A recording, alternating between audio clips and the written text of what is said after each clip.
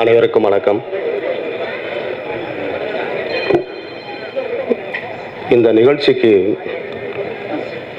எந்த எதிர்பார்ப்பும் இல்லாமல் என் அன்பான அழைப்பை ஏற்று இங்கு வருகை தந்திருக்கும் அனைவருக்கும் என் சிறந்தாழ்ந்த நன்றியை தெரிவித்துக் கொள்கிறேன். நானும் நிறைய பேர்கிட்ட பழகியிருக்கோம், நிறைய பேர்கிட்ட பேசியிருக்கோம். ஆனால் வாழ்க்கையில் நம்மோடு வர்றது எது அப்படின்னா நம்மை நேசிப்பவர்கள் மட்டும்தான். ஸோ இங்கே அமர்ந்திருக்கும் அத்தனை பேரும் என்னை நேசிப்பவர்கள் நான் நம்புகிறேன், மனப்பூர்வமாக நம்புகிறேன். குறிப்பாக ஒரு கலைத்துறைக்குள்ளே வரும்போது எந்த அடிப்படை ஞானமும் இல்லாமல் தான் உள்ளே வருவோம். சில படங்களை பார்த்து நம்ம சில விஷயங்களை கற்றுக்குவோம், சிலருடைய வாழ்க்கையை வரலாறை பார்த்து நம்ம கற்றுக்குவோம். அப்படி நிறைய படங்களை பார்த்து பார்த்து பார்த்து அதில் நான் படிச்சுட்டு இருக்கும்போது 5ஆம் கிளாஸ் வந்து 6ஆம் கிளாஸுக்கு கிளாஸ் ட்ரான்ஸ்ஃபர் ஆகும்போது வரிசையாக கூப்பிட்டு போவேன். கூப்பிட்டு போகிறப்போ சீனியர்லாம் பார்த்து பாரு புதிய வகுப்புகள்லாம் போயிட்டுருக்காங்க அப்படின்ட்டாங்க. புதிய வகுப்புகளா? அந்த வயசில் எனக்கு ஏற்பட்ட அந்த க்யூரியாசிட்டி, புதிய வகுப்புகள் படம் யாருங்க டைரக்டர்னா பாரதிராஜ் சார். அப்போ நெஞ்சில் விதைத்த விதை நம்மளும் இயக்குனராகணும். ஆனால் அந்த விதை போட்டவர்களெல்லாம் என்னால் சந்திக்க முடியாமல் போயிடுச்சு. காரணம் கேட்டிங்கன்னா அவங்க வளர்ந்து வரப்பட பார்த்தீங்கன்னா சுற்றி பெரிய மதில் கோட்டை சுவர் அவங்க உருவாக்குறவங்களே மற்றவங்க உருவாக்கிடுவாங்க. அப்படிப்பட்ட ஒரு சினிமா காலகட்டத்தில் Kamal sir, Rajini sir, captain இவங்க எல்லாரையும் கூட நான் வந்து பணியாற்றிருக்கேன். அதுக்கு மிக முக்கிய காரணம் எனது குருநாதர் திரு சந்தான பாரதி சார் அவர்கள். ஏன்னா எனக்கு தெரிஞ்சு சொல்கிறேன் சார், ஒரு இயக்குனர் ஒரு உதவி இயக்குனர் எப்படி டீல் பண்ணுவாங்கிறத அவர்கிட்ட தான் நம்ம கற்றுக்கணும். எக்ஸலண்ட். அப்போ நீங்கள் அந்த தொழில் கற்றுக்க வந்திருக்க என் சிஷியன், நீ எல்லாத்தையும் கற்றுக்கோ, நான் கற்றுறன்னு அவசியம் இல்லை, நீயே தெரிஞ்சுக்கோ அப்படின்னு நம்பி அந்த தொழிலை ஒப்படைக்கக்கூடிய ஒரு டேரக்டர் யாருன்னா பெஸ்ட் டேரக்டர் சந்தான பாரதி சார் என்னை பொறுத்த வரைக்கும். ஸோ அப்பேற்பட்டவர் வந்தது ஒர்க் பண்ணது எனக்கு மிகப்பெரிய பாக்கியம். இந்த நேரத்தில் நான் வந்து நிறைய நன்றிகளை நான் தெரிவிச்சுக்கணும். இந்த சூரியனும் சூரியகாந்தியும் திரைப்படத்தோட ஃபர்ஸ்ட் லுக் வெளியிட்ட இயக்குனர் திரு பார்த்திபன் சார் அவர்களுக்கு நான் மிகப்பெரிய நன்றியை தெரிவிச்சுக்கிறேன். ஒரு காலகட்டத்தில் சினிமா துறைக்கு வந்ததுக்கப்புறம் மிகப்பெரிய லெஜண்ட்ஸாக நான் நினைக்கிறேன்.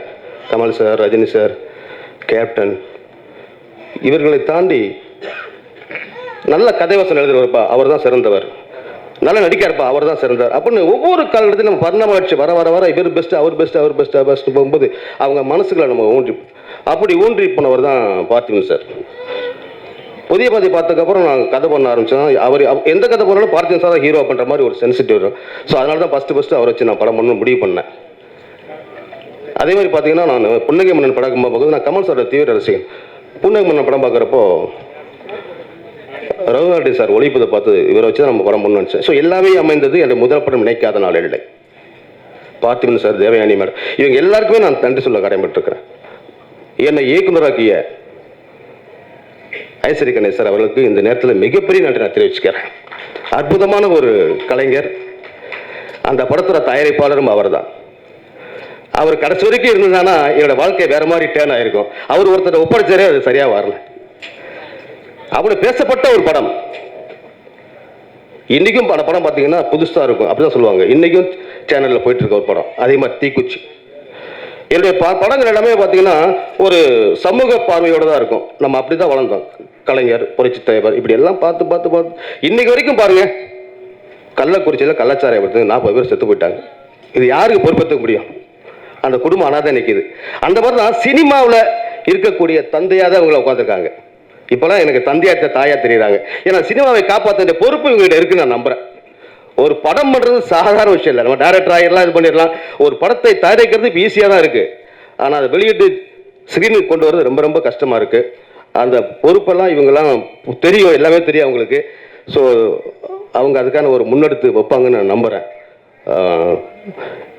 இந்த படம் வந்து சூரியனும் சூரியகாந்த் வந்து ஒரு சமூக நோக்கத்தோடு எடுக்கப்பட்ட படம் தான்.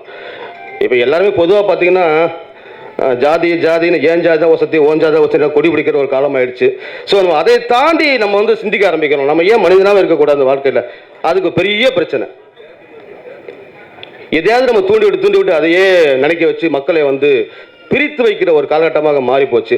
நம்மளே ஒற்றுமையாக இருக்கணுங்கிறது நினைப்போடு தான் இந்த சூரியன் சூரியகாந்தி படத்தை நான் எடுத்திருக்கேன். இது வித்தியாசமான ஒரு கதைக்களம்.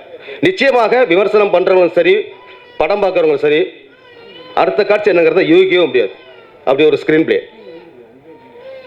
ஒரு நல்ல புரட்சிகரமான கதை, மக்களுக்கு சேர வேண்டிய ஒரு கதை. அந்த கதை வந்து மக்களுக்கான கதைங்கிறனால தான் மக்கள் போராளிகளை நான் இந்த ஃபங்க்ஷனுக்கு அழைக்கணும்னு நினச்சேன். அதன்படி திருமதி வானதி சீனிவாசன் அவர்கள் ஒத்துக்கிட்டாங்க, முத்தரசனையாவை ஒத்துக்கிட்டாங்க, அதே மாதிரி மக்கள் போராளி மன்சூர் அலிகான் சாரும் ஒத்துக்கிட்டார். மன்சூர் அலிகான் சாரை பொறுத்த வரைக்கும் எந்த எதிர்பார்ப்புமே இல்லைங்க. நான் கேட்டேன், சார் நீ வரணும்னு. அப்படியா, டைட்டில் என்னப்பா, சூரியனும் சூரியகாந்தி சார், அப்படி என்னென்ன படம் பண்ணுறீங்க? கண்டிப்பாக வரேன் அப்படின்னாரு. அந்த மனசுக்காக நான் அவர் வந்து பாராட்டுறேன். அவருக்கு மிகப்பெரிய நன்றி தெரிவிச்சுக்கிறேன். இல்லைப்பா எனக்கு அங்கே இருக்குது இங்கே இருக்குது நான் இந்த ப்ரோக்ராம் அதை எதையுமே சொல்லலை. கேட்ட உடனே நம்மளால ஒருத்தர் சந்தோஷப்படுறான்னா அதான் எனக்கு சந்தோஷம் வர பாருங்க. அந்த மனசை நான் பாராட்டுறேன் சார். ரொம்ப ரொம்ப முக்கியம், மனிதன் ஃபஸ்ட்டு மதிக்கணுங்க. இதுதான் உண்மை.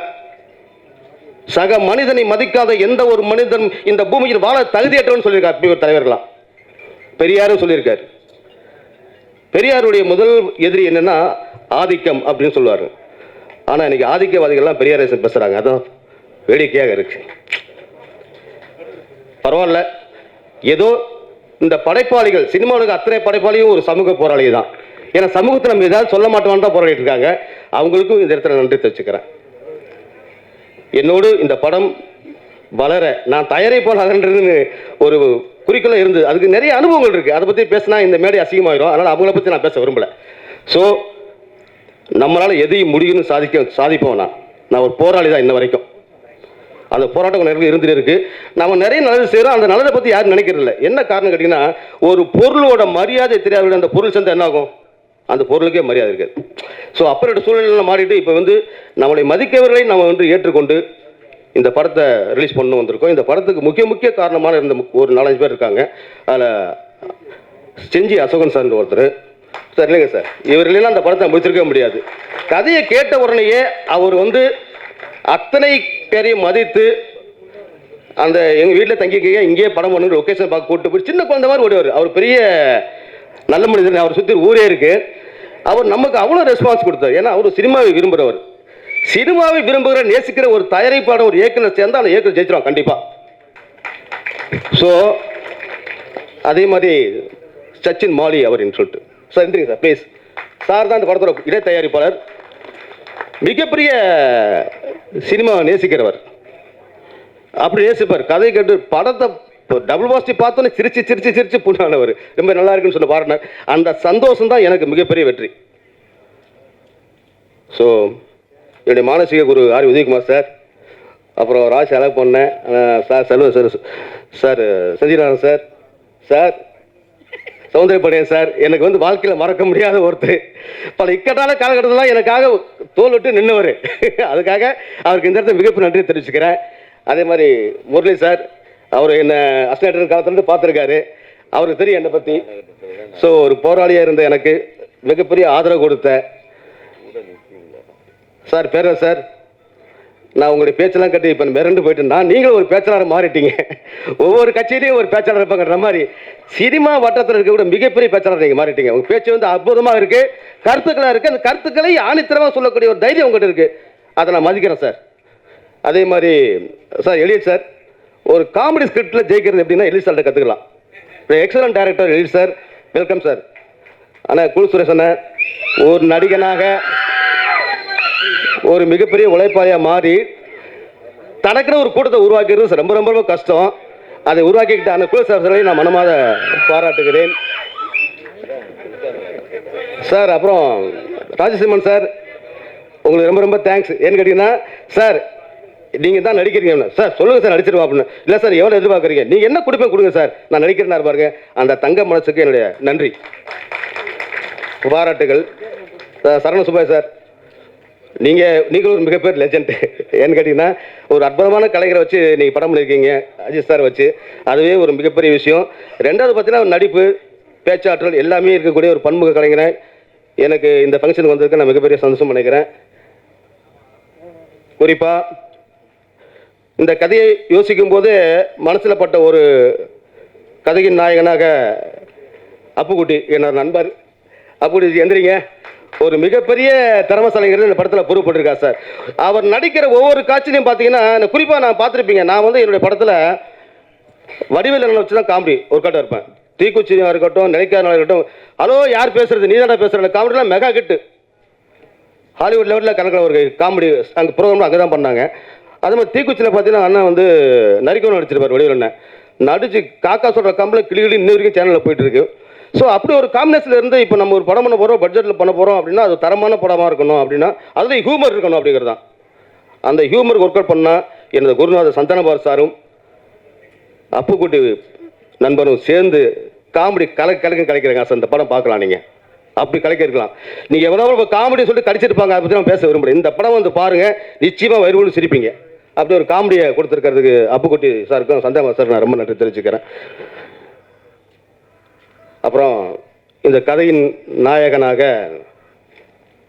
ஸ்ரீஹரி. இது வந்து ஒரு மிகப்பெரிய போராட்டம். இந்த கதைக்கு வந்து இந்த நாயகனாக ஸ்ரீஹரி இவர் தான். அதன் பிறகு இன்னொரு கதையின் நாயகனாக விக்ரம் சுந்தர். எந்திரிங்க விக்ரம் சுந்தர், நீங்க பார்த்துருப்பீங்க. இவங்க எல்லாமே இந்த கதையில் வாழ்ந்திருப்பாங்க. எல்லாமே புதுமுகமாக தெரியாது, எல்லாமே பெஸ்ட் டேலண்டட் பர்சன்ஸ் எல்லாமே. ஸோ இவர்கள்லாம் இந்த படத்தின் மூலமாக இந்த சினிமாவில் ஒரு மிகப்பெரிய இடத்துக்கு வரணுங்கிறத நான் ஆண்டவனை வேண்டிக்கிறேன்.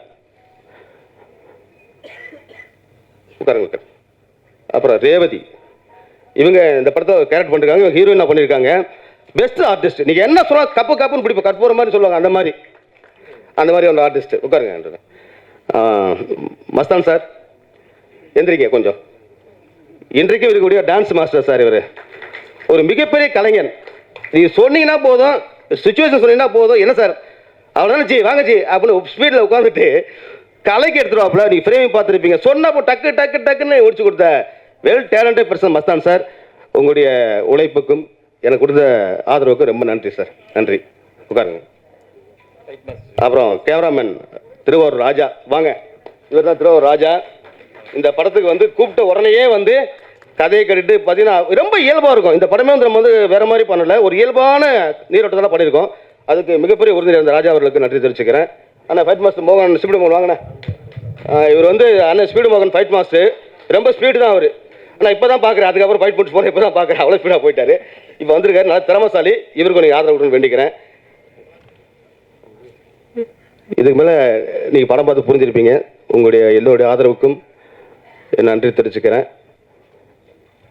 இன்னொரு முக்கியமான விஷயம், வாங்க ஸ்ரீஹரி.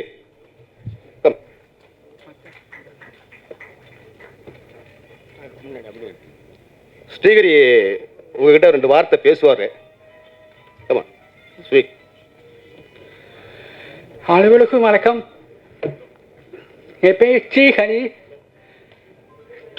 சூரிய காற்றிலும் படத்தில் கதைநாயகன் நடிச்சிருக்கேன். நீங்கள் எல்லாருக்கும் எனக்கு சப்போர்ட் பண்ணுங்க, நாய்க்கிறாங்க, ரொம்ப சப்போர்ட் பண்ணுங்க. ரொம்ப நன்றி, தேங்க்யூ. ஸ்ரீஹரியை பொறுத்த வரைக்கும் இந்த கதையை வச்சுட்டு நான் ஹீரோ தேடிட்டு இருந்தேன். தேடிட்டு இருக்கப்போ ஸ்ரீஹரியை பற்றி நான் கேள்விப்பட்டேன். ஸ்ரீஹரி பார்த்தீங்கன்னா இவருக்கு இயல்பாகவே வாய் பேச முடியாது, காது கேட்காது, இதுதான் உண்மை.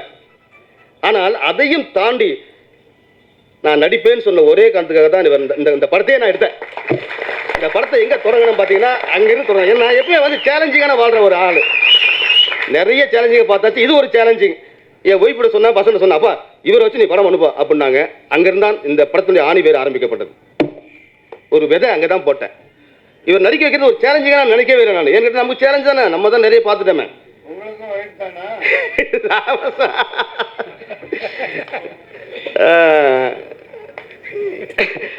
ஏன்னா சார் ஒரு ஸ்டேஜுக்கு அப்புறம் வந்து நம்ம வந்து அங்கிருந்து தானே வர வேண்டியது இருக்கு. ஸோ ஸ்ரீஹரியை பொறுத்த வரைக்கும் வெல் டேலண்ட் பர்சன்.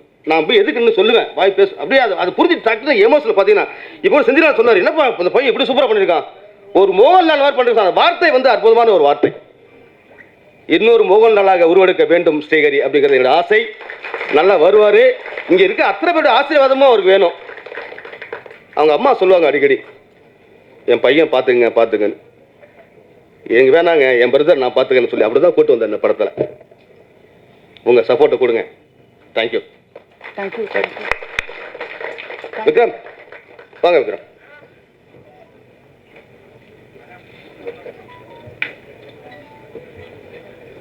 உங்க 2 வார்த்தை பேசுங்க. இனிய மாலை வணக்கம். எங்கள் அழைப்பை ஏற்று வந்திருக்கும் சிறப்பு விருந்தினர் அனைவருக்கும் எனது நன்றியை தெரிவித்துக் கொள்கிறேன். மீடியா நண்பர்கள் எல்லாருக்கும் எங்கள் நன்றி.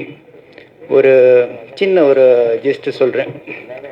மனித இனம் பார்த்தீங்கன்னா ஒரு கடந்த ஓரிரு நூற்றாண்டில் எத்தனையோ சாதனைகள், எவ்வளோ அட்வான்ஸ்மெண்ட், தொழில்நுட்பம், மருத்துவமனை அந்த மாதிரி எங்கேயோ முன்னேறிட்டுருக்கு.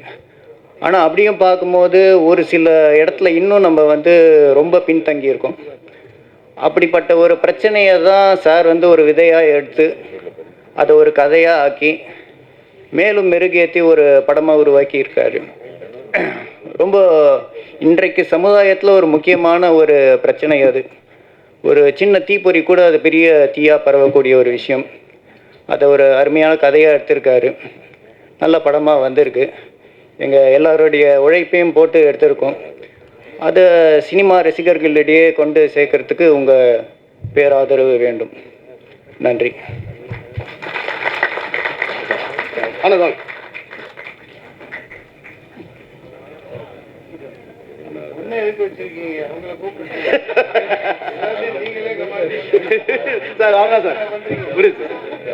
எல்லாருக்கும் மாலை வணக்கம்.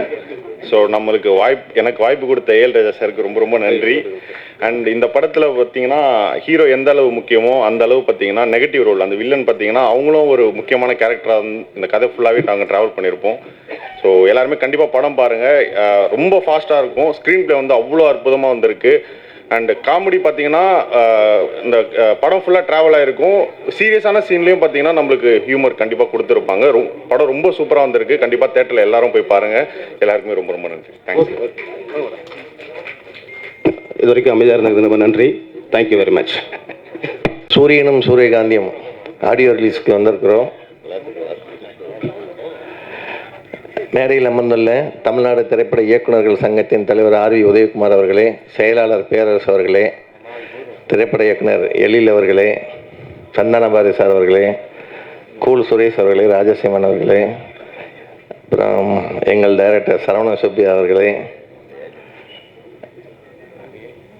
ராசி அழகப்பன் அவர்களே, எல்லாத்துக்கும் மேலாக மன்சூர் அலிகான் அவர்களே.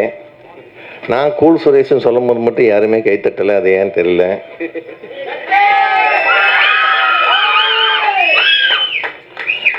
ஏன்னா அதுக்குன்னு அந்த வேலையை செய்யாமல் இருக்கக்கூடாதுல்ல, அதுக்கு தான்.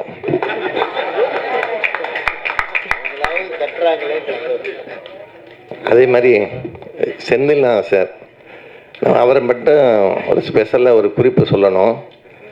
நாங்கள் எங்கள் படம் ஃபஸ்ட்டு ராமராஜன் வச்சு மில் தொழிலாளின்னு ஒரு படம் பண்ணியிருந்தேன் ப்ரொடியூசராக. அதுக்கப்புறம் ஒரு படம் பண்ணி ஆக வேண்டிய சூழ்நிலை.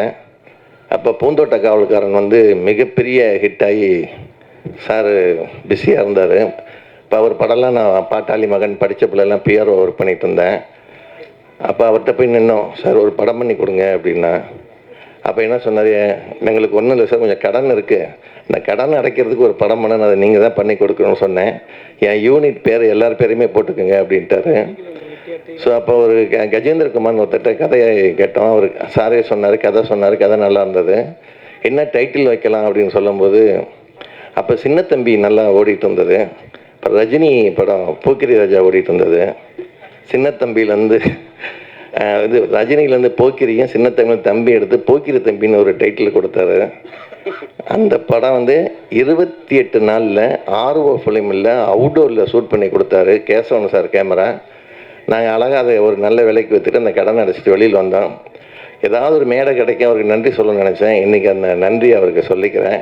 ஏன்னா தயாரிப்பாளர்களின் டைரக்டர்கள் தான் இங்கே மேடையில் உட்காந்துருக்குறாங்க எல்லாருமே. ஒரு ஏன்னா அது தனிப்பட்ட முறையில் நிறையா தடவை அவருக்கு தேங்க்ஸ் சொல்லிட்டேன், அவருக்கே தெரியும். இப்போ என்னென்னா அதே மாதிரி மன்சூர் அலிகான் படமும் நான் வந்து பிஆர்ஓவில் நிறையா ஒர்க் பண்ணியிருக்கிறேன். என்ன காசு சம்பளம் பேசுகிறாரோ அதை வேலை செய்கிறதுக்கு முன்னாடி கொடுத்துருவார். அப்படி ஒரு மனசுக்கு உரியவர் அவர். இந்த ஏஎல் ராஜாவுக்கு வந்து இந்த மாதிரி ஒரு நல்ல மனசில் இருக்கவங்க தான் வந்திருக்கிறாங்க. அதே மாதிரி சந்தானபாரி சாரும் அதே மாதிரி அவர் சொல்லிட்டாரு, நிறைய விஷயங்கள் சொல்லிட்டாரு. இந்த சூரியனும் சூரியகாந்தி மிகப்பெரிய வெற்றி அடையணும். அதே மாதிரி தேசிய விருது பெற்ற அப்புக்குட்டி நடிச்சிருக்கிறாரு. அதே மாதிரி நம்ம மஸ்தான் மாஸ்டர் பற்றி சொல்கிறத நாள் முழுக்க சொல்லிகிட்டு இருக்கலாம். நீங்கள் யார் வேணாலும் படம் எடுக்குவாங்க, மஸ்தான் மாஸ்டரை போட்டுட்டு என்கிட்ட பணமே இல்லை, ஒரு அரை நாளில் பாட்டு எடுத்து கொடுங்கன்னா அரை நாளில் 2 பாட்டு எடுத்து கொடுத்துருவார். அப்படி ஒரு திறமைசாலி அவர். ஆமாம், முடிஞ்சால் அவரே பணம் போட்டு எல்லாம் பண்ணி கொடுத்துருவாரு. ஆமாம், இல்லை எல்லோரும் பார்க்கணும்ல, எல்லாருக்குள்ளேயும் அந்த ஆசை இருக்குது, நடிக்கணுங்கிற ஆசை. அப்பப்போ அந்த ஆளை வந்தான் கமல் அப்பப்போ எட்டி பார்க்குறது. ஸோ இப்போ இந்த ஜாதியை வச்சு படம் எடுத்தேன்னு சொன்னார். அதுக்கு முன்னாடி நம்ம மங்களம் குருக்கள் சார் பையனை பற்றி சொல்லணும். அதாவது அவர் பேருக்கு தகுந்த மாதிரி எல்லா பூஜையில் வந்து மங்களகரமாக பூஜை நடத்தி கொடுப்பாரு. அவர் பையன் இன்னைக்கு வந்து ஒரு ஹீரோவை அறிவாகிறது அவருக்கு சினிமாவில் கிடைச்ச மிகப்பெரிய பேர். ஸோ அவருக்காண்டி ஒரு கைத்தட்டி பாராட்டு தெரிவிச்சுக்கலாம். ஜாதியை வச்சு படம் எடுத்துருக்குறாங்க. பொதுவாக ஜாதி மதம் இனெல்லாம் சினிமாக்குள்ளே பார்த்தீங்கன்னா எங்கேயுமே ஜாதி இருக்காது. நீங்கள் அது வந்து ஒரு சமதர்ம சமுதாயம் மாதிரி. இது தேட்டரில் இருந்தாலும் சரி, சினிமா தொழிலாளர்கள் இருந்தாலும் சரி, எங்கள் ஜாதி பாகுபாடே கிடையாது, இன பாகுபாடு கிடையாது, மொழி பாகுபாடு கிடையாது. ஒரு ஒற்றுமையின் இடமா தான் வந்து சினிமா இருக்குது. நீங்கள் தேட்டரில் போய் உட்காந்து படம் பார்க்கும்போது பக்கத்தில் எந்த ஜாதிக்காரன் உட்காந்துருக்கான்னு பார்க்க மாட்டோம். நம்ம தெரிஞ்ச படம் நல்லா இருந்தால் ரசிப்போம், ஜாலியாக இருப்போம், படம் பார்த்துட்டு வருவோம். ஸோ அந்த சினிமாவை நேசிக்கிற சுவாசிக்கிற அத்தனை பேருமே ஜாதி பார்க்க மாட்டாங்கிறதுக்கு ஒரு பெரிய உதாரணம். இந்த ஜாதியை வந்து என்னென்னா பொதுவில் வைக்காமல் வீட்டுக்குள்ளே வச்சுருந்தாங்கன்னா கலவரம் வராது. பொண்ணு எடுக்கிறது, பொண்ணு கொடுக்குறது அதோடு நிறுத்திக்கணும். ஆனால் அது வெளியில் வரும்போது வெட்டுக்குத்தா மாறுது. அந்த சாதிங்கிறதுல அந்த தீயை இழுத்து விட்டோம்னா அதுதான் தீயாக பரவுது. எப்படி ஒரு செய்தியை வந்து செய்தியாக போடுறாங்க பாருங்கள், அது மாதிரி அது பரவுறது. ஸோ அதெல்லாம் இல்லாமல் நம்ம கொஞ்சம் இருந்தோம்னா எல்லாம் நல்லது. அதே மாதிரி இப்போ நம்ம தமிழ் திரைப்பட தயாரிப்பாளர் சங்கத்தின் இணைச் செயலாளர் சௌந்தரபாண்டியன் வந்திருக்கிறாரு. டெய்லி பஞ்சாயத்து அதுதான். ஒரு உதயகுமார் சார் பார்த்தோன்னே கிளம்பலாமான்னு கேட்டார். ஏன்னா இந்த பெப்சி கூட பேசி பேசி டயர்டாகிடுச்சு. இன்றைக்கி கூட நடிகர் சங்கத்துக்கு கூட ஒரு மீட்டிங் நடந்தது. அடுத்தடுத்து கொஞ்சம் நிறைய மீட்டிங் இருக்குது. ஸோ நிறைய விஷயங்கள் பேசிகிட்டு இருக்கிறாங்க. அடுத்த வாரத்தில் திரையுலகம் சார்பில் தமிழ் திரைப்பட தயாரிப்பாளர் சங்கத்தை சார்பில் ஒரு பரபரப்பான அறிவிப்பு வெளியாக இருக்குது. ஸோ அதை மட்டும் சஸ்பென்ஸாக உங்கள்கிட்ட சொல்லிடுறேன். இந்த ஏஎல் ராஜாவோட சூரியனும் சூரியகாந்தியும் படம் மிகப்பெரிய வெற்றியடைய எல்லாம் அல்ல இறைவனை வேண்டி விடைபெறுகிறேன். நன்றி, வணக்கம். நாங்கள் நன்றி சொல்லிட்டு போகிறதுக்காக தான் எங்களை உட்காந்து வச்சுருக்கேன்னு நினச்சிட்டு இருந்தோம். ஆமாம், இருக்கிறதுலே குறைவாக பேச போகிற ஒரே ஒரு ஆள் எனக்கு யாருன்னு தெரியும். ஏன்னா இவர் சங்கத்தில் ஜாஸ்தி பேசுவார். வெளியில் வந்து எல்லாரும் இந்த படம் பாருங்கள், நல்லா ஓடணும், நன்றி அப்படின்னு போயிடுவார். அவர் பேசுகிறத நானே பேசிடுறேன். ஆமாம், ஒரு மிகச்சிறந்த படம். அதை தயாரித்து இயக்கி ஒரு அழகான ஹீரோவை ஸ்ரீஹரி ரொம்ப அழகாக இருக்கார். அவர் ஒரு குழந்தைத்தனமான ஒரு பேச்சோட இங்கே மேடையில் பேசுனது நம்ம எல்லாருடைய மனதையும் வந்து ரொம்ப தொற்றுக்குன்னு நினைக்கிறேன். ஏன்னா ஒரு நல்ல முயற்சி எடுத்திருக்கிற என் தம்பிக்கு எனக்கு மனமார்ந்த வாழ்த்துக்கள். ஏன்னா உலகத்தில் யாருமே செய்ய மாட்டாங்க.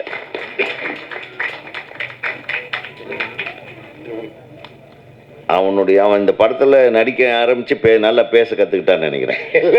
அடுத்த படத்தில் இதை விட நல்லா பேசுவான்.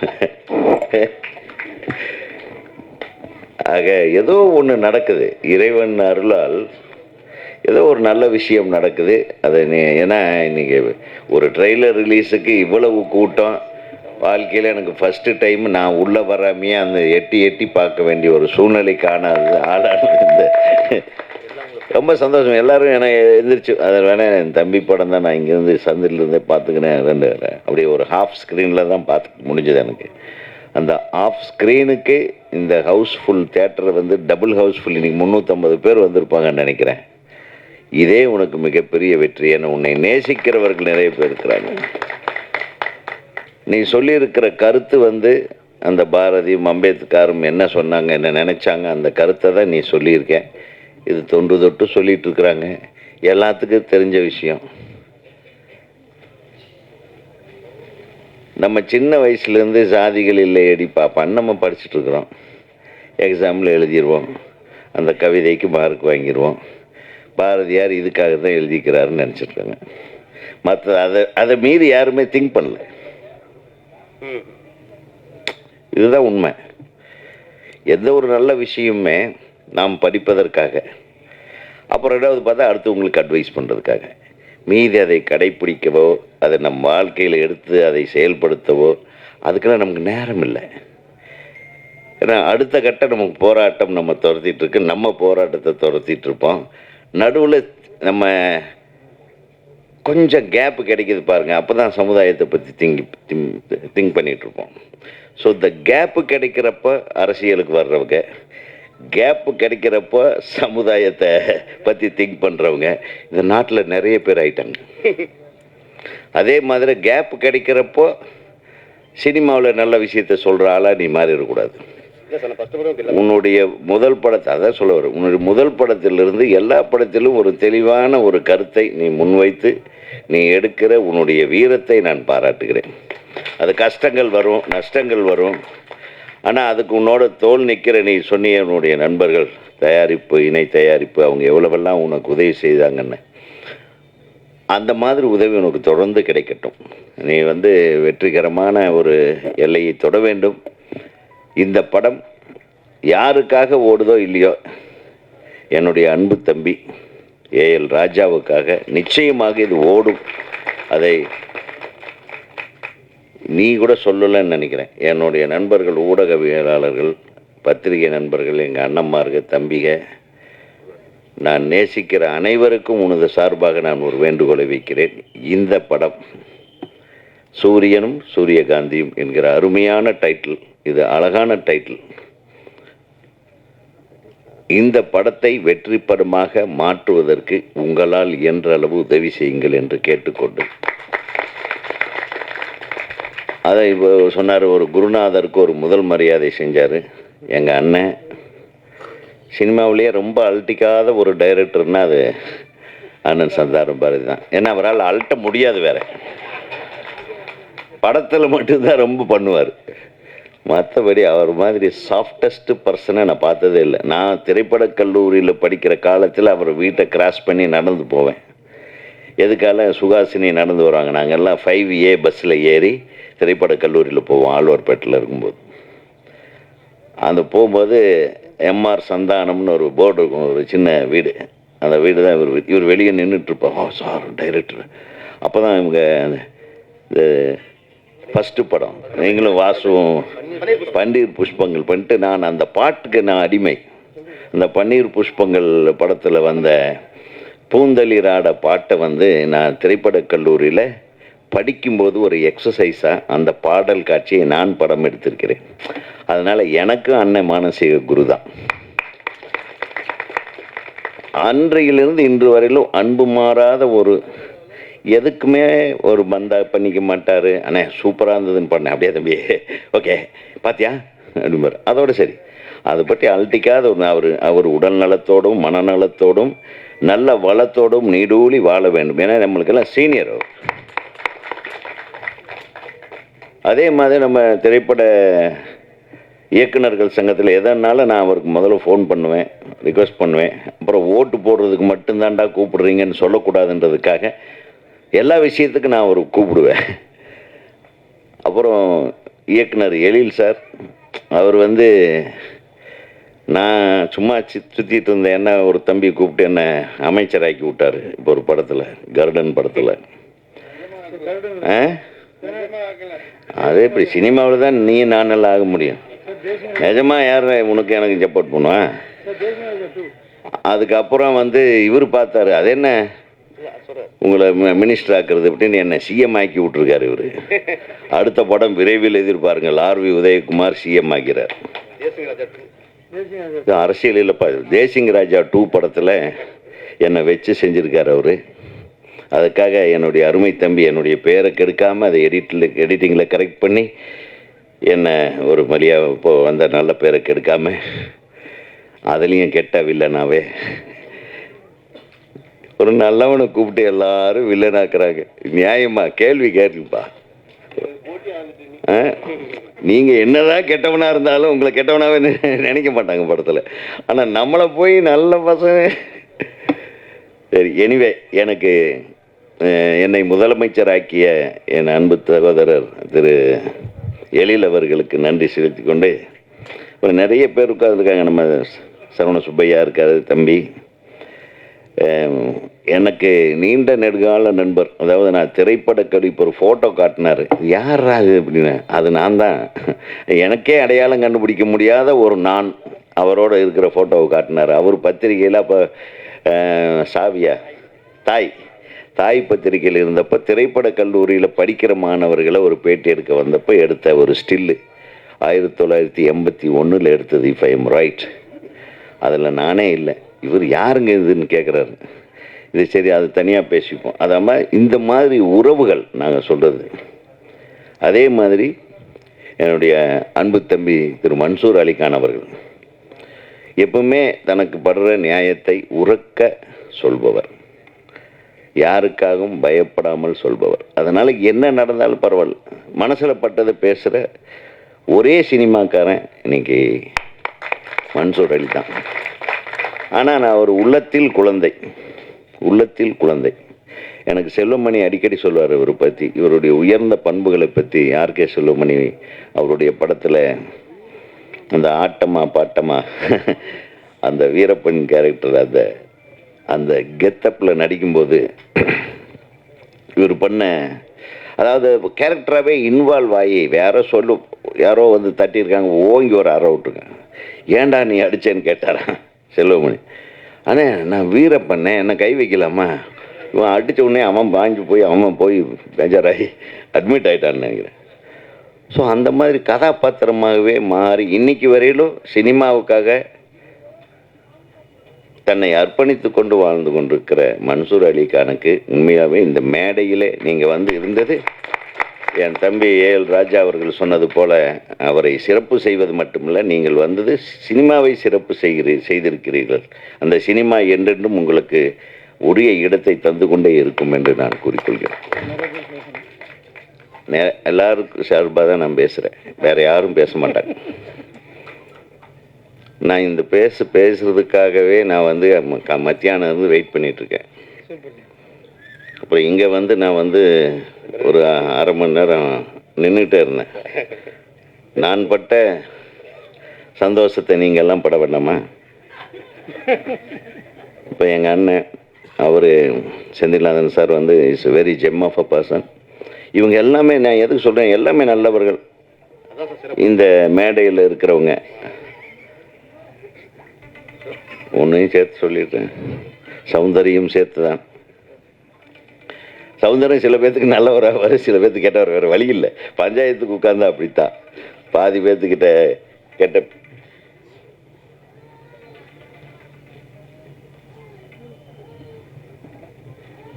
கெட்ட பேர் வாங்க வேண்டியிருக்கு, பாதி பேர்கிட்ட நல்ல வேறு வழியே இல்லை. அப்புறம் எனது அன்பு தம்பி பேரரசு, தமிழ்நாடு திரைப்பட இயக்குனர் சங்கத்தின் பொதுச் செயலாளர், மிகச்சிறப்பாக பணியாற்றி கொண்டிருக்கிறார். ஒரு இணை செயலாளர், அவங்க 2 பேர் ஒன்றாவே உட்காந்துருக்காங்க பாருங்கள். இணை செயலாளர் படப்பிடிப்புக்கு போயிட்டாலும் அவருடைய வேலையும் தானே எடுத்து செய்யக்கூடிய பொறுப்பில் இணை செயலாளர் நான் சொன்னது யாருன்னா அவர் தான் எழில் சார். ஒரு கைத்தட்டுங்க. அவர் என் படப்பிடிப்பில் இருந்தால் கூட ஒரு வேலையை சொன்னால் நம்ம சங்கத்துக்காக அவர் ஓடி வந்து செய்யக்கூடியவர். அதே மாதிரி கூல் சுரேஷ் தம்பி, அவர் பேர் சொல்லலைன்னா எனக்கும் கைத்தட்ட மாட்டாங்க. அதனால் அவன் அப்படி தான், அவனும் ஓப்பனாக சில விஷயம் ஏதாச்சும் பண்ணுவான், சின்ன சில்மிசம் பண்ணுற மாதிரி அடுத்தவங்களுக்கு தெரியும். அவன் உண்மையானவன். நீ வந்தாவே கலகலப்பாயிருது எல்லா ஃபங்க்ஷனும். வாழ்த்துக்கள். ஆமாம், அடுத்தது அழகர் சாமியின் குதிரையில் ஏறி டெல்லி வரையிலும் போய் ஒரு மிகப்பெரிய விருது. நான் எனக்கு இப்போ கூட யோசிக்கிறேன், இந்த இந்தியாவின் தலை சிறந்த விருதை, சிறந்த நடிகர் விருதை பெற்ற ஒரு நபரை இன்னும் இந்த தமிழ் திரையுலகம் சரியாக பயன்படுத்தவில்லை. அவரை பயன்படுத்தி கொண்டிருக்கிறேன் என்று சொன்ன உடனே நான் ரொம்ப சந்தோஷப்பட்டேன். வாழ்க. இதான் சொன்ன தம்பி. அதே மாதிரி இந்த படத்தில் ஹீரோக்களாக நடிச்சிருக்கிற தம்பி விக்ரம், அப்புறம் ஸ்ரீஹரி, அதோடு சேர்த்து நீயும் நல்லா ஒரு ஆட்டம் போட்டிருக்க, சூப்பராக ஆடிருக்க, டான்ஸ் ஆடிருக்க. அந்த மாடை பிடிச்சிட்டு வந்து ஆத்தா கிட்ட கொடுக்குற காட்சி ரொம்ப சிறப்பாக இருந்தது. எல்லாருமே இயல்பாக நடிச்சிருந்தாங்க. அதனால் இந்த இயல்பான திரைப்படத்துக்கு இசையாக இருப்ப ரவி பிரியா, நம்ம நண்பர், அவர் எங்கே அமெரிக்காவில் இருக்கார், கனடாவில் தான் இருக்கார். ஸோ இசைப்பிரியனுக்கு எனது மனமார்ந்த வாழ்த்துக்களை தெரிவிக்கிறேன். இந்த படத்தை இணைந்து தயாரித்திருக்கும் டெய்லி குருஜி பிரைவேட் லிமிடெட், அது எங்கே அவர் குருஜி, வணக்கம். உங்களுக்கும் அப்புறம் தொடர்ந்து நம்ம படங்களுக்கெல்லாம் பூஜை போட்டு கொண்டிருக்கின்ற குருக்கள், எங்கே குருக்கள் அவர்களுக்கு என் மனமார்ந்த வாழ்த்துகள். உங்களுடைய புள்ள நல்லா வருவார். ஒரு மிகப்பெரிய, நீங்கள் எத்தனையோ வெற்றி படங்களுக்கு பூஜை போட்டிருக்கீங்க, ஆனால் இதை ஒரு வெற்றி படமாக மாற்றுவதற்கான பூஜையை நாங்கள் போட்டுட்ருக்குறோம். Wish you all the best. இந்த திரைப்படம் சிறப்பாக திரைப்படமாக மக்களிடத்திலே கொண்டு சேர்க்க வேண்டிய பொறுப்பு பத்திரிகையாளர்களிடம், அதை சரியான முறையிலே ரிலீஸ் செய்து தியேட்டர்களை எல்லாம் வாங்கி கொடுத்து உதவி செய்கிற திரு விஜய் முரளி அவர்களுக்கும், வாங்க, விஜய் முரளி இல்லைன்னா இன்றைக்கி எந்த சின்ன படமும் ரிலீஸ் ஆகாது. சவுந்தரபாண்டியனும் விஜய் முரளியும். ஸோ அவங்க பார்த்து ஏதோ மனசு வச்சு இந்த படத்தை மிகப்பெரிய படமாக மாற்ற வேண்டும். இந்த படத்தில் நடித்திருக்கிற நம்ம ஹீரோயின் அவர்களுக்கும் வாழ்த்து. தமிழ்நாடு திரைப்பட இயக்குநர்கள் சங்கத்தின் சார்பாக அனைத்து தொழில்நுட்ப கலைஞர்களுக்கும், நம்ம மாஸ்டர் மஸ்தான் அவர்களுக்கும், அப்புறம் நான் சில பேர் ஏதோ அசிஸ்டண்ட் இணை இயக்குநர்கள், உதவி இயக்குநர்கள், எங்கே பசங்க எல்லாத்துக்கும் என்னுடைய மனமார்ந்த வாழ்த்துக்களை தெரிவித்து கொண்டு இது ஒரு வெற்றி படமாக மாற்றுங்கள். திரு தம்பி என்னுடைய ஏஎல் ராஜா அவர்களுக்கு இது ஒரு மிக பெரிய மறுமலர்ச்சியை இவனுடைய வாழ்க்கையிலே உருவாக்கும் என்று சொல்லி வாழ்த்தி விடைபெறுகிறேன். நன்றி. வணக்கம். எல்லாருக்கும் வணக்கங்க. இந்த படம் மாபெரும் வெற்றி பெற வாழ்த்துறேங்க. நன்றிங்க. என் உள்ளில், என் மனதில் நீங்காது உயிரோட்டமாக இருக்கிற தமிழுக்கு வணக்கம். வணக்கத்திற்குரிய பத்திரிகையாளர்கள், ஊடக நண்பர்கள், சமூக ஊடக நண்பர்கள் அனைவருக்கும் என்னுடைய முதற்கண் வணக்கம். ஆர்வி உதயகுமார் எங்களுடைய திரைப்பட இயக்குனர் சங்க தலைவர். அவர் நிறைய நேரம் பேசலாம், நாங்கள் ஒன்றும் பண்ண முடியாது.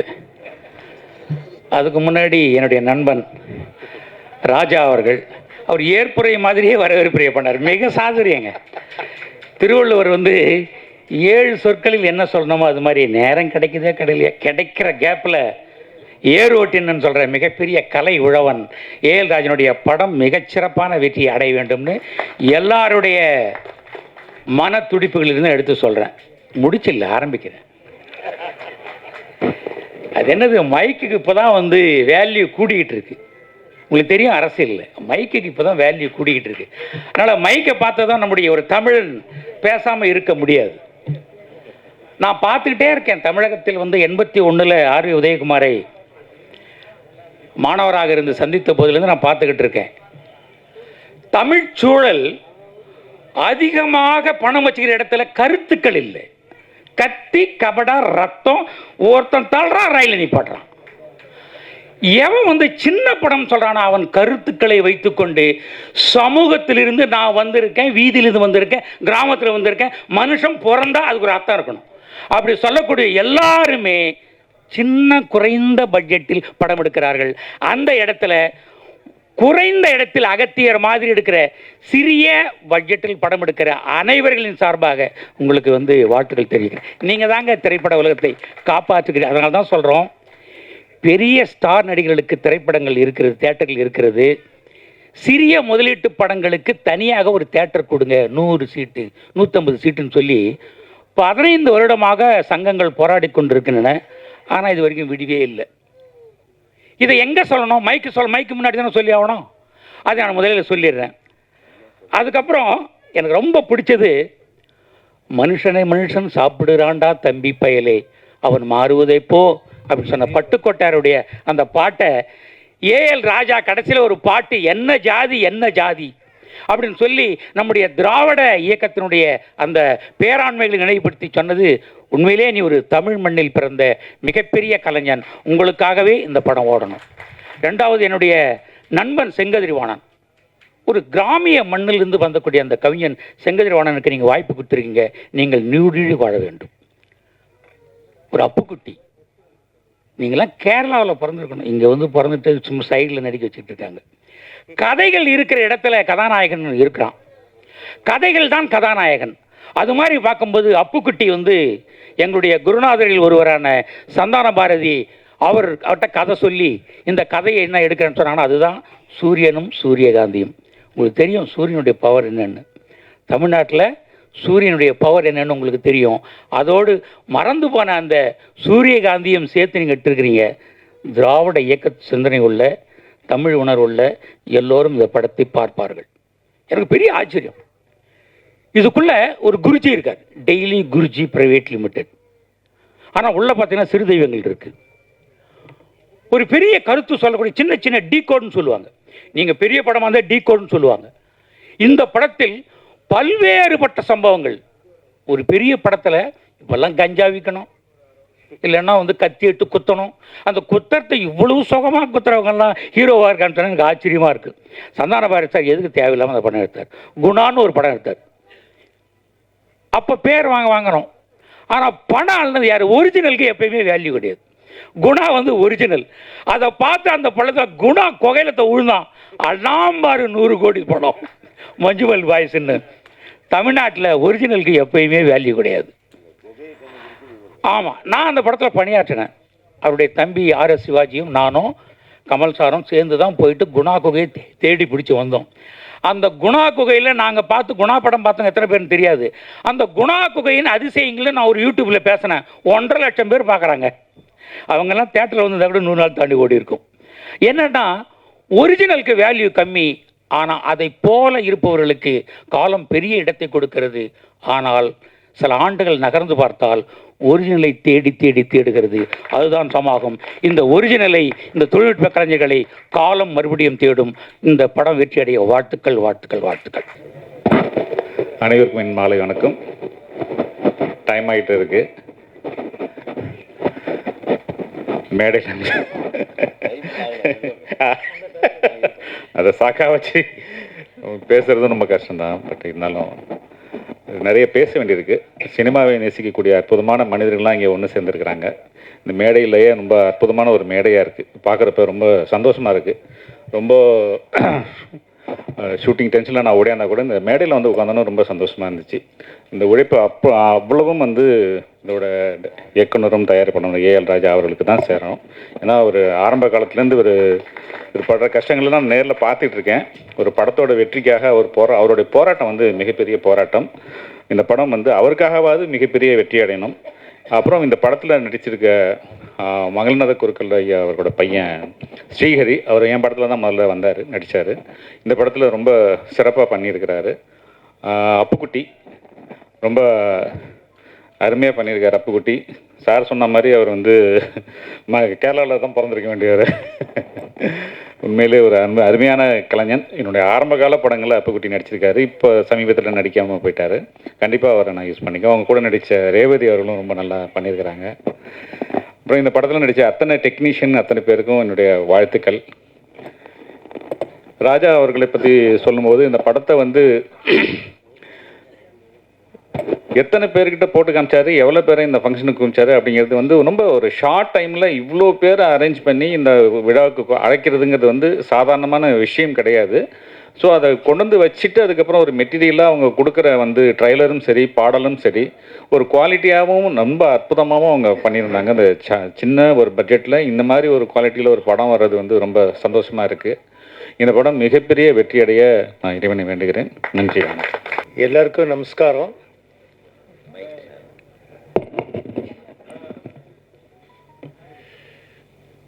இது வந்து ஸ்ரீஹரின்றது எனக்கு ஒரு இப்போ 5 வருஷமாக தான் தெரியும் பையன்.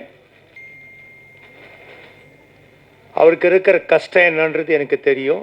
பேசி காது கேட்கறது இல்லை பாவம். ஆனாலும் வெரி இன்டெலிஜென்ட் பாய். அந்த இன்டெலிஜென்ட் பாய் வந்து இந்த மாதிரி ஒரு படம் எடுக்கணுன்னாக்கா, படத்தில் ஆக்ட் பண்ணணுன்னாக்கா கொஞ்சம் கஷ்டம்தான் இருக்கும். ஆனால் இவர் எப்படி பண்ணுவாருன்றது எனக்கு தெரில. இங்கே உக்காந்து நான் பார்க்கும்போது இவர் சாதாரணமாக ஸ்ரீஹரி கிடையாது, மகா ஸ்ரீஹரின்னு சொல்லலாம். இவரை நல்லபடியாக இந்த மாதிரி புதுசாக வரவங்களை இந்த இண்டஸ்ட்ரியில் நல்லபடியாக கொண்டாந்து ஒரு பெரிய ஆக்டராக கொண்டாடுறதுக்கு இது பண்ணுற சாரு ரொம்ப எஃபெக்ட் எடுத்து பண்ணியிருக்கிறாரு. கண்டிப்பாக இவருக்கு எப்படி நன்றி சொல்லணுன்றது நம்ம மூலிமா தெரியாது. இந்த படம் நல்ல வெற்றி வரணுன்னாக்கா இங்கே இருக்கிற ப்ரெஸ் பீப்புள் கிட்ட கண்ட்ரோல் இருக்குது. அந்த ப்ரெஸ் பீப்புள்கிட்ட எப்படி இந்த கம்யூனிகேஷன் ஜனங்களுக்கு ரீச் ஆகணுன்றது அது உங்கள் கையில் இருக்குது. இது நல்லபடியாக ஒரு நல்ல படமாக வரணும். எல்லா யங்ஸ்டர்ஸ் இருக்கிற ஆக்டிங் பண்ணியிருக்கிறாங்க, அவங்க ஃபியூச்சர் நல்லபடியாக வரணுன்றதுனால நான் கடவுள்கிட்ட வேண்டிக்கின்னு எல்லாரையும் நான் நமஸ்காரம் பண்ணுறேன். ஒரு நிமிஷம் தான் பேச சொல்லியிருக்காங்க, டைம் ஆன் பண்ணி வச்சுக்கோங்க. மேடையில் அமர்ந்திருக்கும் அனைவருக்கும் வணக்கம். பத்திரிகை நண்பர்கள், ஊடக நண்பர்கள், இணையதள நண்பர்கள், பிஆர்ஓ கோவிந்தராஜ் சார் அனைவருக்கும் வணக்கம். மேடையில் பேசி கைத்தட்டல் வாங்குற அளவுக்கு பெரிய பேச்சாளர் தயவு செஞ்சு நீங்களாம் கை தட்டிடுங்க. நன்றி நன்றி. இந்த படம் மிகப்பெரிய வெற்றியடையும். இயக்குனரும் நடிகரும் தயாரிப்பாளருமான ஏஎல் ராஜா சார் அவர்களுக்கு என் மனமார்ந்த வாழ்த்துக்கள். சார் கூலிங் கிளாஸ்லாம் போட்டு கலக்கலாக இருக்கார், கை கொடுங்க சார். மிஸ்கின் சார் மாதிரி நீங்களும் பெரிய அளவில் வரணும், வாழ்த்துக்கள். அப்புறம் படத்தில் கதாநாயகனாக நடித்தவர் ஸ்ரீஹரி, அவரை பார்க்கும்போது பருத்தி வீரன் படத்தில் கார்த்திக் சாரை பார்க்குற மாதிரியே இருக்குது. ஏலே ஏலே அப்படி ஆள் இப்போ நல்லா செகப்பாக இருப்பார். ஆனால் அந்த சாங்கு ஃபைட்டெல்லாம் பார்க்கும்போது அதே மாதிரி நல்லா தாடியெல்லாம் வளர்த்துட்டு நல்லா அவருக்கு என் மனமார்ந்த வாழ்த்துக்கள். மங்களநாதன் குருக்கள் ஐயா இங்கே இருக்கீங்களா? வெளில நீங்கள் எப்போ எதுக்கு வெளியிலே நின்றுட்டுருக்காருன்னு இருக்காரா? வாழ்த்துக்கள் வாழ்த்துக்கள். இவர் வந்து மந்திரம் தான் ஓதுவார்னு பார்த்தேன், இதில் வேஷ்டியை மடித்து கட்டிட்டு மாணிக் பாஷா மாதிரி அப்படி இருக்கிறீங்க. வாழ்த்துக்கள் வாழ்த்துக்கள். ஏன்னா ஐயா தான் எல்லா சினிமா பூஜையிலையும் மந்திரத்தை போட்டு வாழ்த்துக்களோடு ஆரம்பிக்கிறாரு. நீங்கள் வந்து எல்லாரையும் வாழ்த்துறீங்க, உங்களை வாழ்த்துறதுக்காக எல்லாருமே வந்திருக்காங்க. நன்றி நன்றி. அப்புறம் இந்த படம் மிகப்பெரிய வெற்றி அடையும். இந்த படம்னு சொல்கிறேன் இல்லையா, இப்போ உங்களுக்கே டவுட்டாக இருக்கும் இது எந்த படமாக இருக்கும் அப்படின்னு. ஏன்னா உங்களுக்கே ஒரு சின்ன ஒரு போட்டி ஒன்று வைக்கிறேன். அந்த போட்டியில் யார் ஜெயிக்கிறீங்களோ அது என்னன்றதை அப்புறம் சொல்கிறேன். இந்த படத்தோட பேர்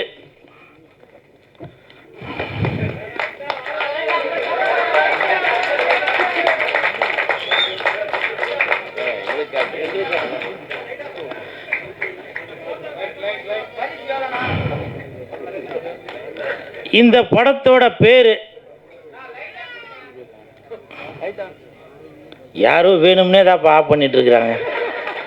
ஏண்டா டேய், நான் கூட்டிக்கின்னு வந்த ஆளுங்க கைத்தட்டல கொஞ்சமாக தட்டுங்கனாக்க நீங்கள் அதிகமாக தட்டி அவங்களுக்கு சுகர் ஏறி போய் ப்ரெஷர் ஏறி போய் சுவிட்சே ஆஃப் பண்ணிட்டாங்க போல. இந்த படம் இது என்ன படம் அப்படின்றத வந்து நீங்கள் கமெண்ட்டில் யார் கரெக்டாக சொல்கிறீங்களோ அவங்களுக்கு பரிசு உண்டு. அது என்ன பரிசுன்றதை சொல்கிறேன். இப்போ ஒரு எக்ஸாம்பிள் சொல்கிறேன். மு.க. ஸ்டாலின் ஐயா அவருக்கும் இந்த படத்தோட பேருக்கும் சம்பந்தம் உண்டு. நடிகர் சிவகுமார் சாரோட பையன், அவரோட பேருக்கும் இந்த படத்துக்கும் சம்பந்தம் உண்டு. சுதந்திரம் வாங்கி தந்த தாத்தா அவர்களுக்கும் இந்த படத்தோட பேருக்கும் சம்பந்தம் உண்டு. யார் கரெக்டாக சொல்கிறீங்களோ அவர்களுக்கு இப்போ ஒரு எக்ஸாம்பிள் பார்த்துட்டிங்கனாக்கா, இந்த படத்தோட பேர் கரெக்டாக சொன்னீங்கன்னாக்கா, கோயம்புத்தூரில் நம்ம ஆர்வி உதயகுமார் சார் உங்களுக்கு ஃப்ரீயாக டிக்கெட் எடுத்து தருவார்.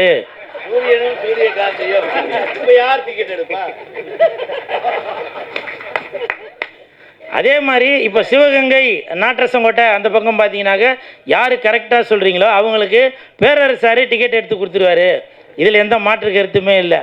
இப்போ திருவாரூர் சைடில் உள்ள ரசிகர்கள் யார் கரெக்டாக சொல்கிறீங்களோ அவங்களுக்கு எழில் சார் அவர்கள் டிக்கெட் எடுத்து கொடுத்துருவாரு. ரொம்ப நன்றிடா.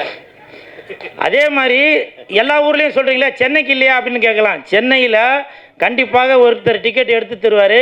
அது யாருன்னா யார் இல்லை, மன்சூர் அலிகான் அண்ணன்.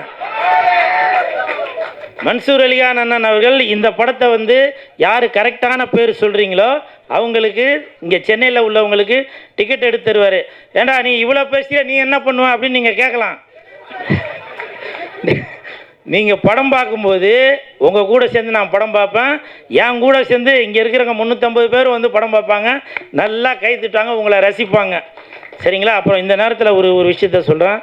ஆர் உதயகுமார் சார் அவர்கள் சொன்னாங்க நான் இருக்கிற இடம் கலகலப்பாக இருக்குது அப்படின்னு.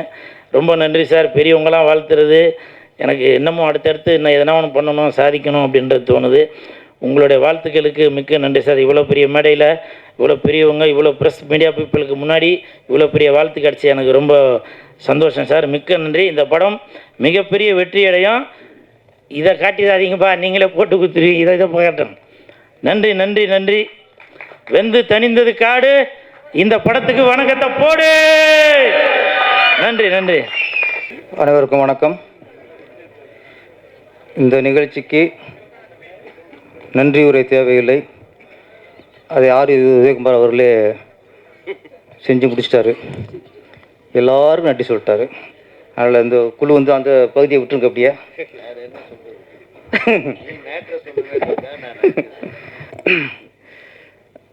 ராசி அளப்பன் அண்ணன் வந்து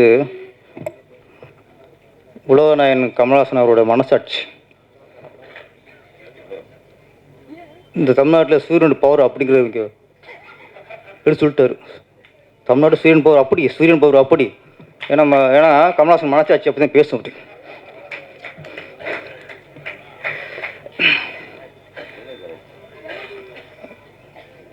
மங்களநாதன் குருக்கள் அவர்கள் இந்த நிகழ்ச்சிக்கு நானும் உதயகுமார் அவர்கள்லாம் அதுக்கு அவர் ஒரு முக்கிய காரணம். ஒரு விஷயத்தை நம்ம சொல்லி ஆகணும். மங்களநாதன் குருக்கள் அவர்கள் இதுவரைக்கும் என்னை பொறுத்த வரைக்கும் ஒரு 1000 படத்துக்கு பூஜை போட்டிருப்பார். ஒவ்வொரு பட பூஜையிலையும் அந்த படம் வெற்றி அடைய வேண்டும், அந்த பட இயக்குனர் வெற்றி அடைய வேண்டும், அந்த பட குடிசிற்கு லாபம் வர வேண்டும் என்று அத்தனை படங்களுக்கும் மனப்பூர்வமாக சாமியை வேண்டி பூஜை பெறுவர். இன்னைக்கு அவர் பையன் இந்த படத்தில் ஒரு கதாநாயகனா நடிச்சிருக்கிறார்.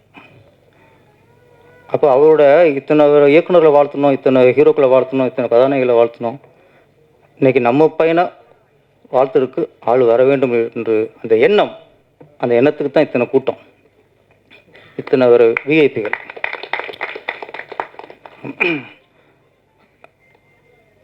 அவரோட பையன் ஸ்ரீஹரி அவர் வந்து அறிமுகப்படுத்தி சில வார்த்தை பேசணும்னு சொன்னார். அவர் பேசுனது மழலை. ஓகேயா, மழலை. இவரை ஹீரோவாக வச்சு படம் எடுக்கிற அந்த நல்ல எண்ணம், உயர்ந்த உள்ளம் எல்லா இயக்குனருக்கும் வந்திருக்கிறாரு. அது ரிஸ்க்கு சரியாக வருமா அவர் பயப்படுவாங்க. ஆனால் ஒரு நல்ல எண்ணம் உள்ளனால தான் ஏஎல் ராஜா அவர் வந்து அவரை கதாநாயகனாக ஆக்கியிருக்கிறாரு. அவருக்கு பேச்சு வரணுங்கிறதுலாம் அவசியம் இல்லை, நம்ம பேசணும் அவசியம் இல்லை. மக்கள் நம்மளை பற்றி பேசணும். அதாவது ஸ்ரீஹரி அவர்கள் அவர் பேசுகிறாரு இல்லையோ, மக்கள் அவரை பற்றி பேசணும். அந்த காலம் வரும், அதுக்கான வெற்றி இந்த படம் தரும். 80களில் சுதா சந்திரன் அப்படின்னு ஒரு கதாநாயகி கேள்விப்பட்டிருப்பீங்க. அவங்க ஒரு விபத்தில் ஒரு கால் போயிடுச்சு, கால் இல்லை போயிடுச்சு. அவங்க அதுக்கப்புறம் கட்டக்கால் வச்சு வாழ்ந்தாங்க. ஆமாம், அவரோட முதல் படம் மயூரி. ஒரு கால் இல்லை, ஆனால் அந்த படத்தில் அவங்க பரதநாட்டிய கேரக்டர் பரதநாட்டியக்காரே நடிப்பாங்க அதில். அப்போ ஒரு கால் இல்லாத ஒரு கதாநாயகியை பரதநாட்டியம் ஆட வச்சு ஒரு இயக்குனர் இயக்கியிருக்காருன்னா எவ்வளோ கட்ஸ், எவ்வளோ துணிச்சல், எவ்வளோ நம்பிக்கை. அந்த நம்பிக்கை ஏஆர் ராஜாவுக்கு இருக்குப்பா. இங்கே நான் சரிங்க, இங்கே வந்து ஊனம் வருஷம் ஊனம்ங்கிறது எவனுக்கு மனசு சரியில்லையோ, எவனுக்கு மனசில் குறைபாடு இருக்கோ அவன்தான் ஊனமான மனிதன். மனசில் நல்ல மனசு உள்ளவன், எந்த கால் இருக்கோ கையில் இருக்கோ இருக்கோ நல்ல மனசு இருந்தால் அவன் நிறைவான மனிதன். இவ்வளோதான். என்னை பொறுத்த வரைக்கும் ஏஎல் ராஜோட துணிச்சலை நான் பாராட்டேன். அப்புறம் இந்த படத்தில் ராசியால் கூட சொன்னார், திராவிட சித்தாந்தம் கிட்ட இருக்குது, அதனால் இந்த பாட்டெலாம் ஜாதி பாட்டெலாம் போட்டிருக்காரு அப்படின்னா. அவர் திராவிட சித்தாந்தம்னு இல்லை, மனித சித்தாந்தம் இருக்குது. திராவிட சித்தாந்தம் இருந்தால் ஒரு குருக்களோட பையனெல்லாம் ஹீரோ ஆக்க மாட்டார். ஒரு குருக்களோட ஒரு குருக்களோட பையனை ஹீரோ ஆக்கியிருக்காருன்னா அது மனித சித்தாந்தம், அது நம்பிக்கை சித்தாந்தம், அது சமதர்மம், அது சமூக நீதி. இதுக்கும் மற்றதுக்கும் சம்மந்தம் இல்லை. வாழ்த்துக்கள். ஆதித்யகுமார் அவர்கள் வந்து கரெக்டாக ஏஆர் ராஜா பாராட்டினார்.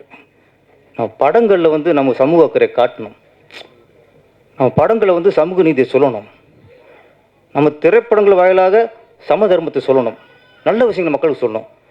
அவன்தான் உண்மையான கலைஞன், சமூகத்து மீது அக்கறை உள்ள கலைஞன். படம் ஓடினா போதும், இப்படி ஒரு பண்ணி எடுத்துப்பட்டு ஒரு பாட்டு கிட்டு வச்சு படம் ஹிட்டான போதும், வசூல் வந்தால் போதும்னா அது வந்து கலைஞன், அது வியாபாரி.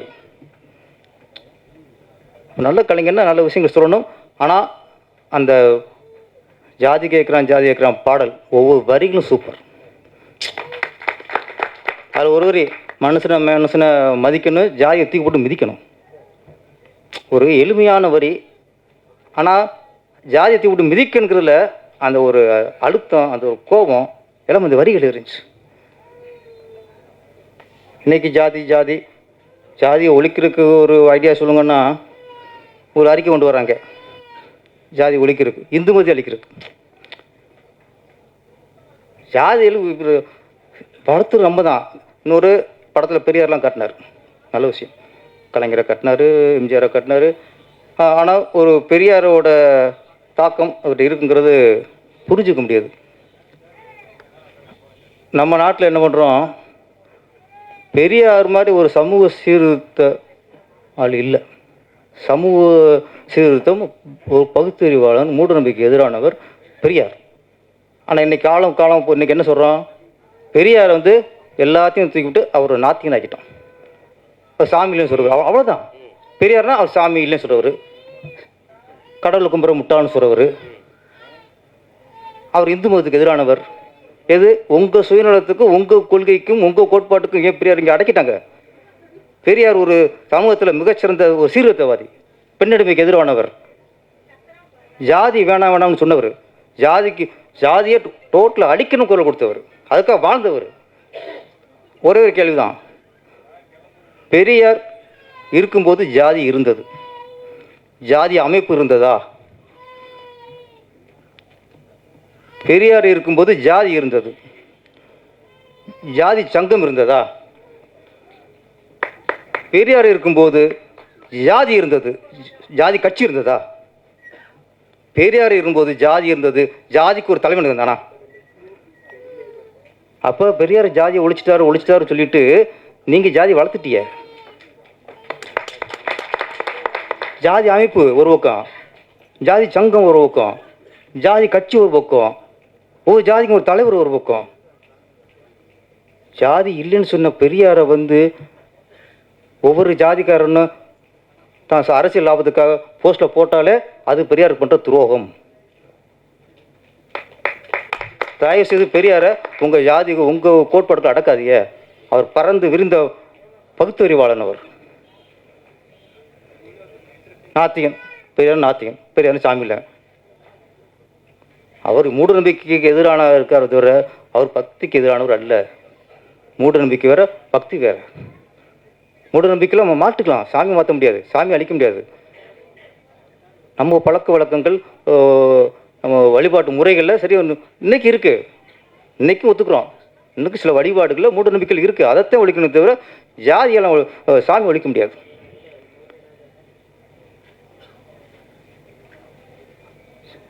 ஜாதி நம்ம மாணவர்களுக்குள்ள ஜாதி இருக்கக்கூடாதுன்னு சொல்லிட்டு வரோம். இப்போ திடீர்னு நீதிபதி சந்துரு அவர்களா ஸ்கூலில் ஆசிரியர் ஜாதி பார்த்து கொடுங்கிறார். மாணவர்களுக்கே ஜாதி வேணாங்கிறான், நீ ஜாதி பார்த்து ஆசிரியரில் அந்த அந்த அந்தந்த பகுதியில் ஜாதி பார்த்து ஆசிரியரில் போடுனா என்னங்குது? அப்போ நீங்கள் ஒன்று பண்ணுங்க, ஆசிரியர்கிட்டையும் சேரும்போது அவரும் ஜாதி சான்று வாங்குங்க, நாடு நாசமாக போகும். மாணவர்கள்ட்ட ஜாதி சான்று வாங்குறதே கேடு. ஓகே, அது சில விஷயங்களுக்காக வாங்குறாங்க. இப்போ ஒரே ஒரு சின்ன வேண்டுகோள் தான், ஒவ்வொரு ஸ்கூல்லையும் யார் எந்த பசங்க சேர்ந்தாலும் எந்த மாணவர்கள் சேர்ந்தாலும் அந்த விண்ணப்பத்தில் ஜாதி அப்படிங்கிற ஒரு இடம் இருக்குது, மதம் அப்படிங்கிறது இருக்குது. அப்போ பொதுவாக விண்ணப்பம் பேர், அப்பா, முகவரி, எந்த நாடு, மதம், ஜாதி இதெல்லாம் வரும். தசி ஜாதியை தூக்குங்கிறேன், ஜாதி சென்டரில் ஜாதியை தூக்குங்க. யாருக்கு ஜாதி தேவைப்படுதோ, யாருக்கு ஜாதியை விட்டு சலுகைகள் தேவைப்படுதோ அவர்கள் மட்டும் தனிப்பட்ட முறையில் ஜாதி சான்றிதழ் கொடுத்து நீங்கள் சலுகை வாங்கிக்கிறீங்க. முடிச்சல. நான் எனக்கு என் பிள்ளைங்க எனக்கு ஜாதி தேவைன்னா நான் விண்ணப்பத்தில் பூர்த்தி பண்ண மாட்டேன். அப்போ எவன் ஜாதி ஒழிக்க நினைக்கிறானோ அவனுக்கு அதில் அந்த ஜாதி சான்றிதழில் அந்த விண்ணப்பத்தில் ஜாதி பெற நிரப்பாதீங்க. யாருக்கு ஜாதி, இப்போ ஜாதி அடிப்படையில் சலுகைகள் பெறுவது குற்றம் இல்லை, அது ஒரு இது இல்லை, பொருளாதார ரீதியாக பின்தங்கி நிறைய பேர் இருக்காங்க. அப்போது யாருக்கு தேவையோ அவங்க தனியாக ஜாதி சான்று கொடுத்து அந்த சலுகைகளை பெற்றுக்கொள்ளட்டும். இலவச புக்கா பெற்றுக்கொள்ளட்டும், இலவச சீருடையா பெற்றுக்கொள்ளட்டும், தப்பே இல்லை. எல்லார்ட்டையும் ஜாதி கேட்காதீங்க, யாருக்கு ஜாதியோ அவங்க ஜாதி ஃபில்அப் பண்ணிக்கட்டும். ஜாதி கொஞ்சம் குறை இருக்க ஒரு வழியாக இருக்கும். நீ இப்போ இந்த ஆசிரியர்கிட்டையும் ஜாதியும் கேட்டால் எங்கேயும் முடியும்? இப்போ மாணவர்கிட்டையும் ஜாதியை கேட்குறது, ஆசிரியர்கிட்டையும் ஜாதியை கேட்குறது. அப்போ இது மாதிரி எத்தனை படம் வந்தாலும் எப்படிங்க ஜாதி ஒழிக்க முடியும்? திரைப்படத்துறை தான் ஆரம்ப காலத்திலேருந்தே ஜாதி ஒழிப்புக்கு குரல் கொடுக்குது, அரசியல் இல்லை. அரசியல் ஜாதி வளர்க்குது, ஓட்டுக்காக ஜாதி வளர்க்குது, ஓட்டுக்காக ஜாதி மக்கள் பிரிக்குது. எந்த பகுதியில் எந்த ஜாதி அதிகமாக இருக்கணும் அங்கே அவனுக்கு சீட்டு கொடுக்குறது. எப்படி ஜாதி ஒழியும்? நந்தனார்லேருந்து எத்தனையோ படங்கள் இன்று வரைக்கும் ஜாதிக்கு எதிராக இங்கே தமிழ் திரையுலகில் எடுத்துக்கிட்டு இருக்கோம். இந்த சூரியனும் சூரியகாந்தியும் ஜாதிக்கு எதிரான படம். தமிழ்நாட்டில் ஜாதிக்கு எதிரான எத்தனையோ படங்கள் வந்த வரிசையில் இந்த சூரியனும் சூரியகாந்தியும் ஒரு ஜாதிக்கு எதிரான படம். இப்போ நாட்டில் ஒரு பெரிய ஒரு வெக்கக்கடை என்ன சொன்னால், யார் ஜாதி வேணாங்கிறானோ அவனை வந்து ஜாதி வெறியன்றானுங்க, எவன் ஜாதி இருக்குங்கிறானோ அவனை சமூக நீதிங்கிறானுங்க. ஜாதி எப்படி பேச முடியும்? இந்த அன்னைக்கு ஏஎல் ராஜா ஜாதி வேணாங்கிறாரு, ஜாதியை தூக்கிட்டு மிதிங்கிறாரு. இவர் வந்து என்னென்னா ஜாதி வெறியன், ஏன் ஜாதி தான் ஒசத்தி, ஏன் ஜாதி தான் அப்படி ஜாதியை பேசுகிறவங்க ஜாதி வெறியர்கள். முதல்ல சினிமாக்காரர்களுக்குள்ள ஒரு உணர்வு அரசியல்வாதிக்கு வந்தாலே ஜாதி ஒழியும். யாருங்க வேஷமெல்லாம் போடாதீங்க, எங்களுக்குள்ள உணர்வு. வேதம் புதிது வரலையா? பாலு தேவர் அப்படிம்பார் சத்யராஜ். இந்த பையன் கேட்பான், பாலுங்கிறது உங்கள் பேர், தேவருங்கிறது நீங்கள் வாங்கின பட்டமா? ஒரு அறை. அதை விட என்ன சொல்ல முடியும் ஒரு கலைஞன்? இதுமாதிரி எத்தனையோ விஷயங்கள் உண்டான அப்படின்னு தம்பியில் பார்த்து சொல்லலையா? ஜெமினி கணேசன் வந்து ஒரு கர்நாடக பாடகர். அவர் ஒரு சமூகத்தை, அதாவது வந்து பிராமண சமூகத்தை சேர்ந்தவர். அவர் பையன் கமலஹாசன் எங்கேயோ சேருவார், தாழ்த்தப்பட்ட மக்களோடு போய் சேர்ந்துருவார். இதனாலேயே அப்போ வெளியே போட்டுருவாப்புல. கருத்து எல்லா பேரும் சொல்லி பாரதியார் சொல்லியிருக்காரு, பாரதி சொல்லியிருக்காரு. பாக்கியராஜ் அவர்கள் எத்தனையோ அவர் வந்து முந்தான முடிச்சு தூரல் நூச்சு எத்தனையோ படங்கள் குடும்ப பங்கன கதை எடுத்திருக்காரு. ஆனால் இது நம்மால் இன்னொரு படங்க, ஒரு முடிவெற்ற இவரோட பையன் அதான் பாக்கியராஜ் ஒரு பிராமண பொண்ணை காதலிப்பார். கடைசியாக அந்த பிராமண பொண்ணோட அப்பாவே ஜாதியில் தூக்கி போட வைப்பார். அதாங்க சமூக நீதி. அது ஜாதி தூக்கி போடுறது. இப்படி எத்தனையோ படங்கள் ஜாதிக்கு எதிராக ஜாதி தூக்கி போடுற படம் எத்தனையோ வந்திருக்கு. இப்போ சொல்கிறது சினிமாக்காரனுக்கு உள்ள அந்த ஜாதி வெறுப்பு, ஜாதி ஒழிக்கணுங்கிற நினப்பு ஒவ்வொரு அரசியல்வாதிக்கும் வந்தாலே ஜாதி ஒளியும் ஒளியும் ஒளியும். இந்த சூரியனும் சூரியகாந்தியும் திரைப்படம் மிகப்பெரிய வெற்றி அடைய வேண்டும். இயக்குனர் பெரிய ஒரு வெற்றிப்பட இயக்குனராக உருவாக வேண்டும். இது நடித்த விக்ரம் கதாநாயகன், ஸ்ரீஹரி, அப்புக்குட்டி, மியூசிக் டைரக்டர் ரவி பிரியன், அனைவரும் நடிகரும் சரி டெக்னீஷியனும் சரி இந்த படத்தின் பிறகு வெற்றிப்பட நடிகர்களாக வெற்றிப்பட தொழில்நுட்ப கலைஞராக வளர வேண்டும். வாழ்த்துக்கள். நன்றி. வணக்கம். அனைவருக்கும் மாலை வணக்கம். எல்லாருக்கும் என்னுடைய வாழ்த்துக்கள். ராஜா சார் வந்து ஏற்கனவே 2 படம் நல்ல படங்கள் பண்ணியிருக்காரு. இது படம் பார்த்தோம், நம்ம ஃபுட்டேஜஸ் பார்த்தோம். It's quite interesting. அண்டு என்ன பேசணுங்கிறத வந்து ஆர் உதயகுமார் அண்ணா வந்து எங்கள் என்டையர் டீம் சார்பாக நிறைய பேசிட்டாரு. ஸோ ஸ்ரீஹரி, உங்களுக்கு என்னுடைய ஒரு ஸ்பெஷல் பிளெஸிங். சர்வமங்கலம் அங்கல்லே சிலே சர்வார்த்த சாதகே சரண்யே திரியம்பிகே கௌரி நாராயணி நமோஸ்துதே. உன் கூட அவர் இருப்பார், கவலைப்படாத. அம்பாள் அருள் உனக்கு எப்பயும் உண்டு. இன்னொரு கதாநாயகி, உதவி இயக்குனர்கள், டான்ஸ் மாஸ்டர் மற்றும் இதில் பணிபுரிந்த அனைத்து தொழில்நுட்ப கலைஞர், முக்கியமாக அசிஸ்டன்ட் டைரக்டர்ஸ், அசோசியேட் டைரக்டர்ஸ் எல்லாருக்கும் என்னுடைய வாழ்த்துக்கள். நன்றி. வணக்கம். வணக்கம். என் குடும்ப உறவுகளுக்கு முதல் வணக்கம். வந்திருக்கும் அனைவருக்குமே வணக்கம். அப்புறம் ஏஎல் ராஜா, அவரை பற்றி முதல்ல சொல்லிடுறேன். என்னுடைய நண்பர். அவருடைய முதல் படத்திலிருந்து, அதாவது பார்த்திபன் சார் தேவயானி பண்ண காலகட்டத்திலேருந்து என்னுடைய நண்பர். அப்புறம் தீக்குச்சி பண்ணார். அதுக்கப்புறம் இப்போ பண்ணியிருக்காரு நிறையா. நாங்கள் இடையில எங்கெங்கெல்லாம் சந்திப்போமோ அப்போ 2 பேரும் பேசிக்கிற ஒரே விஷயம், நம்பிக்கை மட்டும் விட்டுறாதீங்க அப்படின்றதான். என் மேலே அவர் நம்பிக்கை கொண்டவர், அவர் மேலே நான் ரொம்ப நம்பிக்கை கொண்டவன். என்னுடைய நண்பர். இந்த படம் ஆரம்பிக்கிறதுலேருந்து என்கிட்ட எல்லா விஷயம் சொல்லிட்டு வர்றாரு. என் கதையை சொல்லலை, அதை விட்டுருவேன். ஏன்னா நிறைய நட்பெல்லாம் நிறையா பேசிக்கிறோம். அவர் இந்த படத்தை தயாரிப்பாளராக நடிகனாக மாறியிருக்காரு. அது பெரிய சந்தோஷம். அவர் வெற்றி பெற வாழ்த்துக்கள். அடுத்து எங்களுடைய மரியாதைக்குரிய குரு, அதாவது பூஜை செய்யக்கூடிய மங்கள ஐயர். பொதுவாக வந்து நாங்கள் வந்து கோயிலில் போனால் கூட ஐயர் சாமி தான் எங்களை வாழ்த்துவார். இங்கே வந்து அவரை அவர் பையனை வாழ்த்தக்கூடிய இடத்துக்கு வந்திருக்கோம். அது ரொம்ப சந்தோஷம். அப்புறம் இந்த படத்தை பற்றி சொல்லணும்னா, அண்ணன் எங்களுடைய செயலாளர் ரொம்ப பேசினார்னா அது என்னன்னா, அதுதான் ஒரு படம் பேச வைக்குது. அவர் ஏகப்பட்ட விஷயத்தை சொல்லிட்டார். ஒரு ஜாதியம் இங்கே வந்து சினிமா மட்டும்தான், சினிமாவில் இருக்கிற கலைஞர் மட்டும்தான் ஜாதியத்தை ஏற்று குரல் கொடுத்துட்டே இருக்கோம் முடிந்த வரைக்கும். அதாவது எப்படின்னா, மரத்தை வேரோட வெட்டணும் தான் நினைக்கிறோம். முடிந்த வரைக்கும் கிளைகளை ஊற்றுக்கிட்டு இருக்கோம். சில பேர் இலைகளை ஊற்றுக்கிட்டு இருக்கோம். அதில் என் நண்பன் ஒரு கிளையை வச்சிருக்காருன்னு தான் நினைக்கிறேன். இந்த படம் மிகப்பெரிய படமாக வரும். ஏன்னா அதுக்கான விதை இங்கே வந்து பேசுனது தெரிஞ்சது எல்லாருமே. அடுத்து நம்ம மரியாதைக்குரிய மஞ்சுராணி அண்ணன் வந்து பெருசாக பேசுவார். அதனால் நான் வந்து இந்த படம் வெற்றி பெறணும் அப்படின்னு வேண்டிக்கிறேன். கண்டிப்பாக அதற்கான ஒரு நல்ல விமர்சனங்களை, நல்ல செய்திகளை ஊடக நண்பர்கள் சொல்லணும்.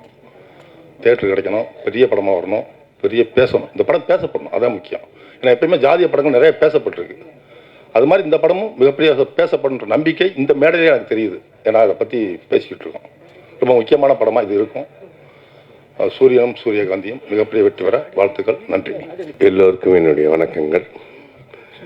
எல்லாரும் நிறைய பேசிட்டாங்க. எனக்கு ரொம்ப பெருமையாக இருக்குது. ஏன்னா என்னுடைய சிஷ்யன் இவ்வளோ தூரம் ஒரு நட்பு வட்டத்தை பெரியாக்கி ஒரு நல்ல படத்தை கொடுத்து எல்லாராலையும் பாராட்டப்படும் போது பார்க்கும்போது எனக்கு பெருமையாக இருக்குது. ஸோ இதுக்கு மேலே நான் என்ன பேச முடியும் சொல்லுங்கள்.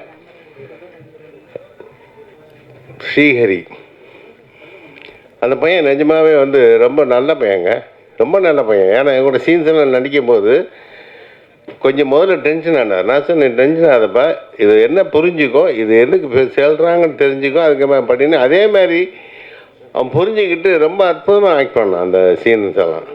அதே மாதிரி அப்புக்குட்டி முதல்ல என் கூட நடிக்கும்போது சார் நான் எதுக்காக பயப்படுறீங்க சார் அப்புக்குட்டி, நான் வந்து உங்க கூட நடிக்க வந்துடுங்க, அவ்வளோதான். நான் என்ன சொல்லணும் அதுக்கு நீங்கள் கவுண்டர் அடிக்க, உங்களுக்கு கவுண்டர் அடித்தா நான் கவுண்டர் அடிப்பேன், அவ்வளோதானே தவிர நீங்கள் ரொம்ப ரிலாக்ஸாக இருங்கன்னு சொல்லி அவரை அந்த மாதிரி தான் அப்புக்குட்டி பண்ண. அவரும் ரொம்ப நல்லா ஆக்ட் பண்ணார். பொதுவாக இந்த படத்தில் எல்லாருமே ஆல்மோஸ்ட் புதுமுகங்கள் தான். என்னையும் அப்புக்குட்டி தவிர மற்ற எல்லாருமே புதுமுகம் தான், இன்க்ளூடிங் ராஜா. நீயா யாரு? நீங்களும் இருக்கீங்களா? ஓ சாரி, எனக்கு இவங்களாம் நடிச்சிருக்காங்கன்னு. இவங்க எல்லாருமே புதுமுகம் தான். செந்தில்நாதன் ஏற்கனவே ரொம்ப பழைய நடிகர், அவர் பழம்பெரும் நடிகர் அவர், அதனால் அவர் நம்ம சொல்ல முடியாது. ஸோ எல்லாருமே இந்த படத்துக்காக, இது ஒரு வித்தியாசமான படம் தெரிஞ்சு தான் எல்லாருமே ஆக்ட் பண்ணியிருக்கோம். இந்த படம் மிகப்பெரிய வெற்றி அடைஞ்சால் நான் இன்னும் ரொம்ப சந்தோஷப்படுவேன். ஏன்னா என்னுடைய சிஷ்யப்பள்ளை வந்து ஏற்கனவே 2 படம் எடுத்து ரொம்ப நல்லா பண்ணியிருக்காரு. இந்த படத்துலேயும் வந்து ஒரு மறுமலர்ச்சி கொண்டாடுற மாதிரி ஒரு படம் பண்ணியிருக்காரு. இது இன்னும் மிகப்பெரிய வெற்றி பெற்று எல்லாருக்குமே ஒரு நல்ல பேரை கொண்டாந்து தரணும். அதுக்கு எல்லாம் வல்ல இறைவனை நான் வேண்டிக் கொள்கிறேன். நன்றி, வணக்கம். எனது உயிரினும் மேலான என் தாய் திருநாட்டின் தமிழ் பெருங்குடி மக்கள், தாளிகையாளர்களே, இந்த திரைப்படத்தின் முன்னோட்டத்திற்கும் இசை வெளியீட்டு விழாவிற்கும் வந்திருக்கும் சிறப்பு விருந்தினர்களே, முன்னால் அமைந்திருக்கும் மாதரசிகளே, இயக்குனர் செந்தில்நாதன், ராசி அழகப்பன் மற்றும் இயக்குனர் பேரரசு அவர்களே, ராஜசிம்மன் நடிகர், மஸ்தான் பள்ளியூர் சரோஜா மாஸ்டர்கிட்ட நானும் டான்ஸராக இருக்கையில் ஆயிரக்கணக்கான பாட்டு ஆடியிருக்காப்புல, அவர் பிடிக்க முடியாது, அவ்வளோ கடின உழைப்பாளி டான்ஸ் மாஸ்டர் மஸ்தான். சந்தான பாரதி அவர்களே, அப்புக்குட்டி அவர்களே, தொகுப்பாளனி அவர்களே, கோவிந்தராஜ் அவர்களே, இயக்குனர் ஏஎல் ராஜா அவர்களே, எல்லாருக்கும் வணக்கம். சூரியனும் சூரியகாந்தியும், சூரிய இங்கே 40 வந்துருச்சு, அங்கே காந்தி தான் வரல, சூரியகாந்தி அதாவது ராகுல் காந்தி வரல. இது சிரிக்கிறதுக்காக சொல்லலை, ஏன் வரலை? இப்போ நான் ஒருத்தன் தான் சொல்லிக்கிட்டு இருந்தேன், இதோடு சம்மந்தப்பட்டதுனால சொல்கிறேன்.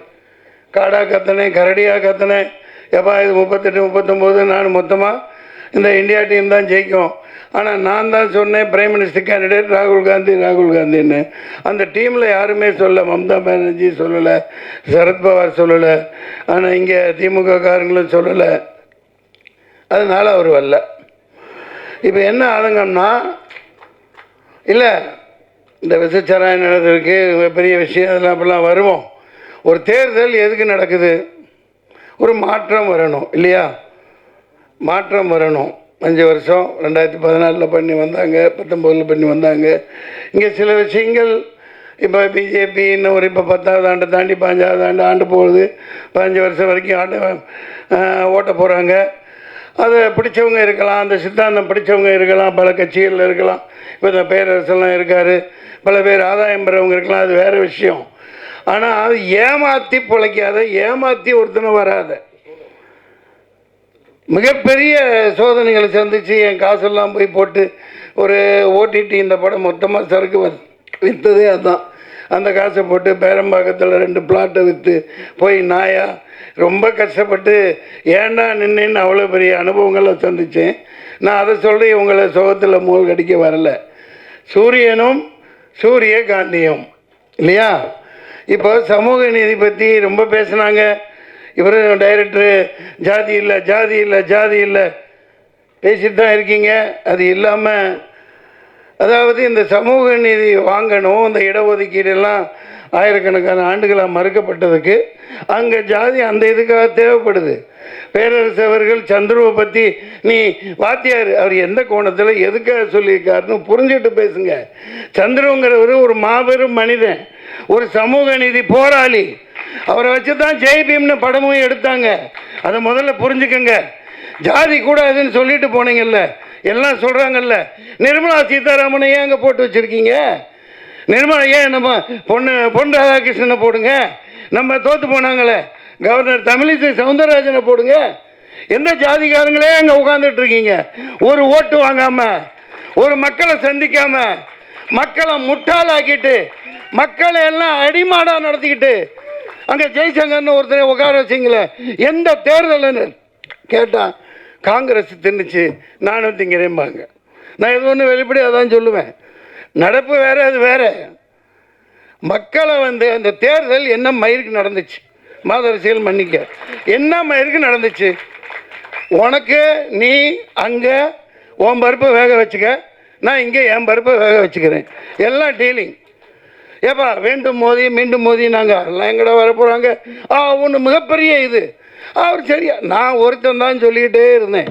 இப்போ எலான் மாஸ்க் சொல்கிறாப்புல வேலைன்னு வந்துட்டா வெள்ளைக்காரன் நீங்கள் எங்கப்பா எடுத்து போயிட்டாரா, வெள்ளைக்காரன் போய் சொல்ல மாட்டான். இப்போ எலான் மாஸ்க் சொல்கிறாப்லையா, எலான் மாஸ்க் சொல்கிறாப்லையா, அது வந்து டுபாக்கூர், அது டப்பா, அது 420, அதை மேனிப்புலேட் பண்ணலாம், எல்லாம் பண்ணலாம். நான் 6 வருஷத்துக்கு முன்னாடி போராடினேன். சுப்ரீம் கோர்ட்டுக்கு பார்ட்டி இன் பர்சன் ரெடி பண்ணி எடுத்துகிட்டு போய் இந்த ஓட்டு மிஷினை என் கையில் கொடுங்க, ஒரு ஸ்க்ரூ டிரைவரும் ரிச்சி ஸ்ட்ரீட்லேருந்து ஒரு ஆளை கூப்பிட்டுக்கிட்டேன், ஒரு சால்ட்ரிங் மிஷினும் ஒரு ஸ்க்ரூ டிரைவரும் கொடு, நான் குட்டி போட்டு காட்டுறேன், நீ இல்லாட்டி நான் என்ன தண்டனை கொடுக்குறீங்களோன்னு 2 நிமிஷம் கேட்டார் நீதிபதி. டிஸ்மிஷன் துரத்தி விட்டார். நீ அப்புறம் தான் சொன்னான், என்னப்பா பேசவே விடலைன்னதுக்கு அங்கே சொன்னாங்க எல்லாம், எப்பா நீ தான் இந்த கோர்ட்டில் அதிக நேரம் பேசியிருக்க அப்படின்னு என்ன எழுதிட்டு போனேன். இல்லைங்க, இப்போ இவ்வளோ கஷ்டப்பட்டு இவ்வளோ படம் எடுக்கிறோம், இவ்வளவு செலவழித்து எவ்வளவோ போராடுறோம். எங்கப்பா சவுந்தர் போயிட்டாரா? இருக்க மாட்டாப்லையே பஞ்சாயத்து. இல்லை, இப்போ வந்து எல்லாமே ஒரு பிடிச்சி வச்ச ஒரு, அது என்ன பிடிச்சி வச்ச பிள்ளையாருன்னு சொல்லக்கூடாதுப்பா, மந்திரிச்சு விட்ட கோழி மாதிரி. இந்த படம் 100 கோடி 500 கோடி குறைஞ்சது 60 கோடி இப்படியெல்லாம் எடுக்கிறாங்க. 70-80 வயசுக்காரங்க ஹீரோவாக நடிக்கிறாங்க. அதுக்குன்னு சில சேனல் இருக்குது, அதுக்குன்னு அந்த டாப்பில் இருக்கிற கம்பெனிகள் இருக்குது. அவங்களால இவங்களுக்கு, இவங்களால அவங்களுக்கு. ஆனால் மக்கள் காசெல்லாம் எல்லாம் கவலைகரம் பண்ணி அரோகரா. பாவம் ரஜினி சாருக்கு இப்போ எனக்கு ஒன்றும் இதெல்லாம் இல்லை, அவர் இல்லாமல் பேச முடியாது. 70-80 வயசில் அவருக்கு பாருங்கள் ஹீரோயினி கிடைக்கிறது எவ்வளோ கஷ்டம் பாருங்க, ரொம்ப கஷ்டம். ஏன்னா இன்னொருத்தன் பொண்டாட்டியாக இருக்கணும், தப்பாக இல்லை, ஒரு நடிகையாக சொல்கிறேன். அது யாருப்பா, ஐஸ்வர்யா ராய், அவங்களுக்கும் வயசாகிடுச்சு, அதுவும் கொஞ்சம் கல்டு தட்டிடுச்சு. இப்போ ரொம்ப கஷ்டப்படுறாங்க ப்ரொடியூசர்லாம், அவங்கள நடிக்கவும் வச்சாகணும், இங்கே இவங்களும் நடிக்கணும். நான் ஏன் சொல்கிறேன்னா, இந்த மாதிரி படங்கள்லாம் நாசமாக போகுது, பார்க்குறதுக்கு ஆள் இல்லை.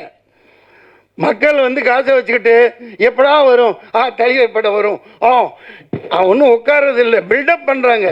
எல்லாமே பில்டப்லேயே சினிமா போயிட்டுருக்கு. இப்படியே போயிட்டு இருந்தா எப்படி?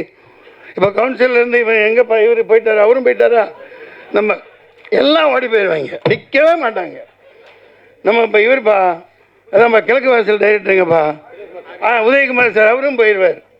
அதாவது ஒரு லிங்க் உள்ளவங்க திராவிடம் அது இது என்னென்னமோ பேசுகிறீங்க, அதெல்லாம் சமூக நீதி எங்கே இருக்குது? முதல்ல பெரியாரை சொல்கிறீங்க, அவர் அளவுக்கு ஒரு எண்ணத்தை சொல்கிறது. இப்போ ஆண்டுகிட்டு இருக்க கட்சி பெரியார் அண்ணா சொல்லு, அங்கங்கே கட்டடம் கட்டுறாங்க, 40% கமிஷனை வாங்கிக்கிறாங்க, செலவு வைக்கிறாங்க, என்னென்னமோ கட்டுறாங்க. பெரியார் சொல்கிறபடி அவரோட கூற்றுப்படி நீங்கள் வாழ்கிறீங்களா? அவர் எவ்வளோ எளிமையாக இருந்தார், தண்ணி கொஞ்சம் கொடுப்பான். பெரியார் எவ்வளோ எளிமையாக வாழ்ந்தார், அந்த மாதிரி நீங்கள் வாழ்கிறீங்களா? 10 லட்சம் கோடி 20 லட்சம் கோடி சொத்தை சேர்த்துக்கிட்டு அந்த அண்டர்ஸ்டாண்டிங் தான். இப்போது தேர்தல் இது மொளமாரித்தனம் பண்ணுறான், அந்த மிஷின் நடக்காது. அழகா 100-270 குத்தி வச்சுட்டு கேட்பாங்க சில பேர், முட்டாள்தனமாக பேர் என்ன குடிக்கலப்பா நான் இன்னும், ஆமாப்பா எப்படிப்பா இது, அது எப்படி இங்கெல்லாம் இவங்கெல்லாம் எப்படி ஜெயிச்சாங்கோ, நீங்களும் அப்படித்தான், அந்த மாதிரி கேட்பாங்க. அவன் என்ன அவ்வளோ முட்டாளா? 10 வருஷம் ஆனிட்டு 11வது வரை உட்காருவேன், சரியாக அங்கங்கே எங்கெங்கே குத்தி வைக்கணுமோ, ராம்பூர் இந்த பொரு என்ன 270 இதில் என்னென்ன பண்ணி வைக்கணுமோ. விளையாட்டு இல்லை, 6.5 லட்சம் மெஷின் ரிப்பேராக போயிருக்கு, அதான் ரிப்பேர் பண்ணியிருக்கான். இது எங்கேயாவது நீங்கள் போட்டிங்களா? நீங்கள் பதில் சொல்லுங்கள். 6.5 லட்சம். எப்பா நீ ஆர்டர் கொடுத்து வாங்குறீங்கள, ஒரு மிஷின் ரிப்பேர் ஆனால் பரவாயில்ல, 6.5 லட்சம் மிஷின் எப்படி ரிப்பேர் ஆகும்? எப்படி ரிப்பேர் ஆகும்? திறந்து பிரித்து அது என்னென்னமோ வைக்கணுமோ வச்சு ரிமோட்டெல்லாம் எல்லாம் பண்ணி, இந்த பைத்திய ஆரம்பத்துலேருந்து சண்டை போட்டு தாங்க இருக்குது. அந்த நந்தினின்னு ஒரு பொண்ணு எவ்வளவோ அப்பா கூட சண்டை போடுது. ஒருத்தன் இல்லை, லட்சக்கணக்கான வக்கீல் போராடினாங்க, என்ன தெரியல. நீ ஆண்டுட்டு போ நல்லபடியாக. அதில் 50 வருஷம் ஆண்டாப்பில் துக்ளக் ஆண்டான், முகமது பின் துக்ளக் 50 வருஷம் 49 முக்கால் வருஷம் அவுரங்கசீப் பண்ணிட்டார். அதுக்கு அந்த காலகட்டம் வேறு. ஆனால் மக்கள் அமைதியாக வாழ்ந்தாங்க, எல்லாம் சந்தோஷமாக வச்சுருந்தாங்க. எல்லாம் நாசம் பண்ணிக்கிட்டு ஜிஎஸ்டி லொட்டு ஒஸ்கே பணம் சொல்லாமல் மக்களை கொலை பண்ணி வாட்டி வதைச்சு இப்போவும் ஆஸ்பத்திரியெல்லாம் கெடுத்து வச்சுட்டாங்க கொரோனான்னு சொல்லிட்டு. பிரச்சனைகளை பேசணுமா இல்லையா? குழந்தை பிறகுற எல்லா இடம் சிட்டியில் நீங்கள் பாருங்கள், கொரோனாக்கு அப்புறம் எல்லா ஆஸ்பத்திரியுமே இன்னைக்கு பேசுவாங்க. ஆனால் சிசேரியன் இல்லாமல் 99% சிசேரியன் வைக்கிறான். அவங்களுக்கு தேவை காசு. அதுக்கப்புறம் கொண்டு இன்குபேட்டரில் வைக்கிறது, அங்கே வைக்கிறது, நிமோனியா, ஜாண்டிஸு. இது கொஞ்சம் வருஷத்துக்கு முன்னாடியெல்லாம் அப்படி இல்லையே. எங்கள் யாராவது எல்லாம் ஆஸ்பத்திரியில் பிறந்த மாதிரிங்களா? யாராவது செவிலி தாய் வரும், போட்டு 10 ரூபா வாங்கிட்டு போயிருக்கோம் அந்த காலத்தில். அப்புறம் 100 ரூபா வாங்கிட்டு போவாங்க. குடல் சுற்றிக்கிச்சு கழுத்தில். எத்தனை குழந்தைகளுக்கிட்டா குடல் சுத்தம்? சார் அநியாயம் பண்ணுறாங்க கொரோனாக்கு. ஏன் நான் அதுக்கு இந்த பிரதமர் மோடியோட ஒரு பேச்சை கேளுங்க. என்ன சொன்னார்?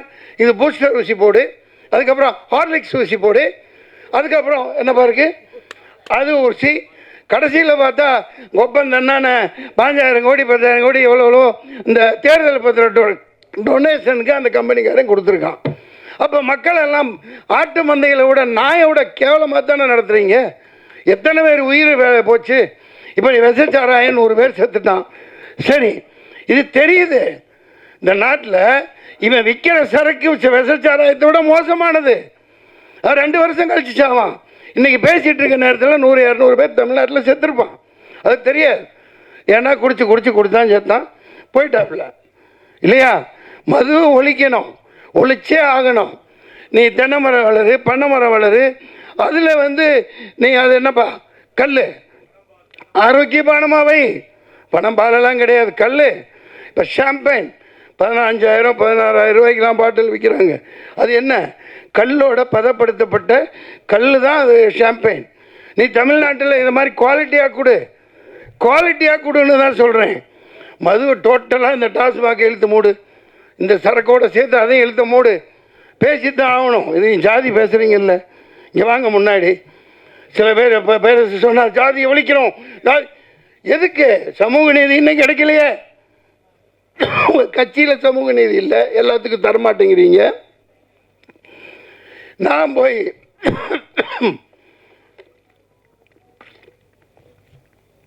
ஏதோ ஒரு விரல் புரட்சி நம்ம போவோம்ப்பா பாய்ங்க.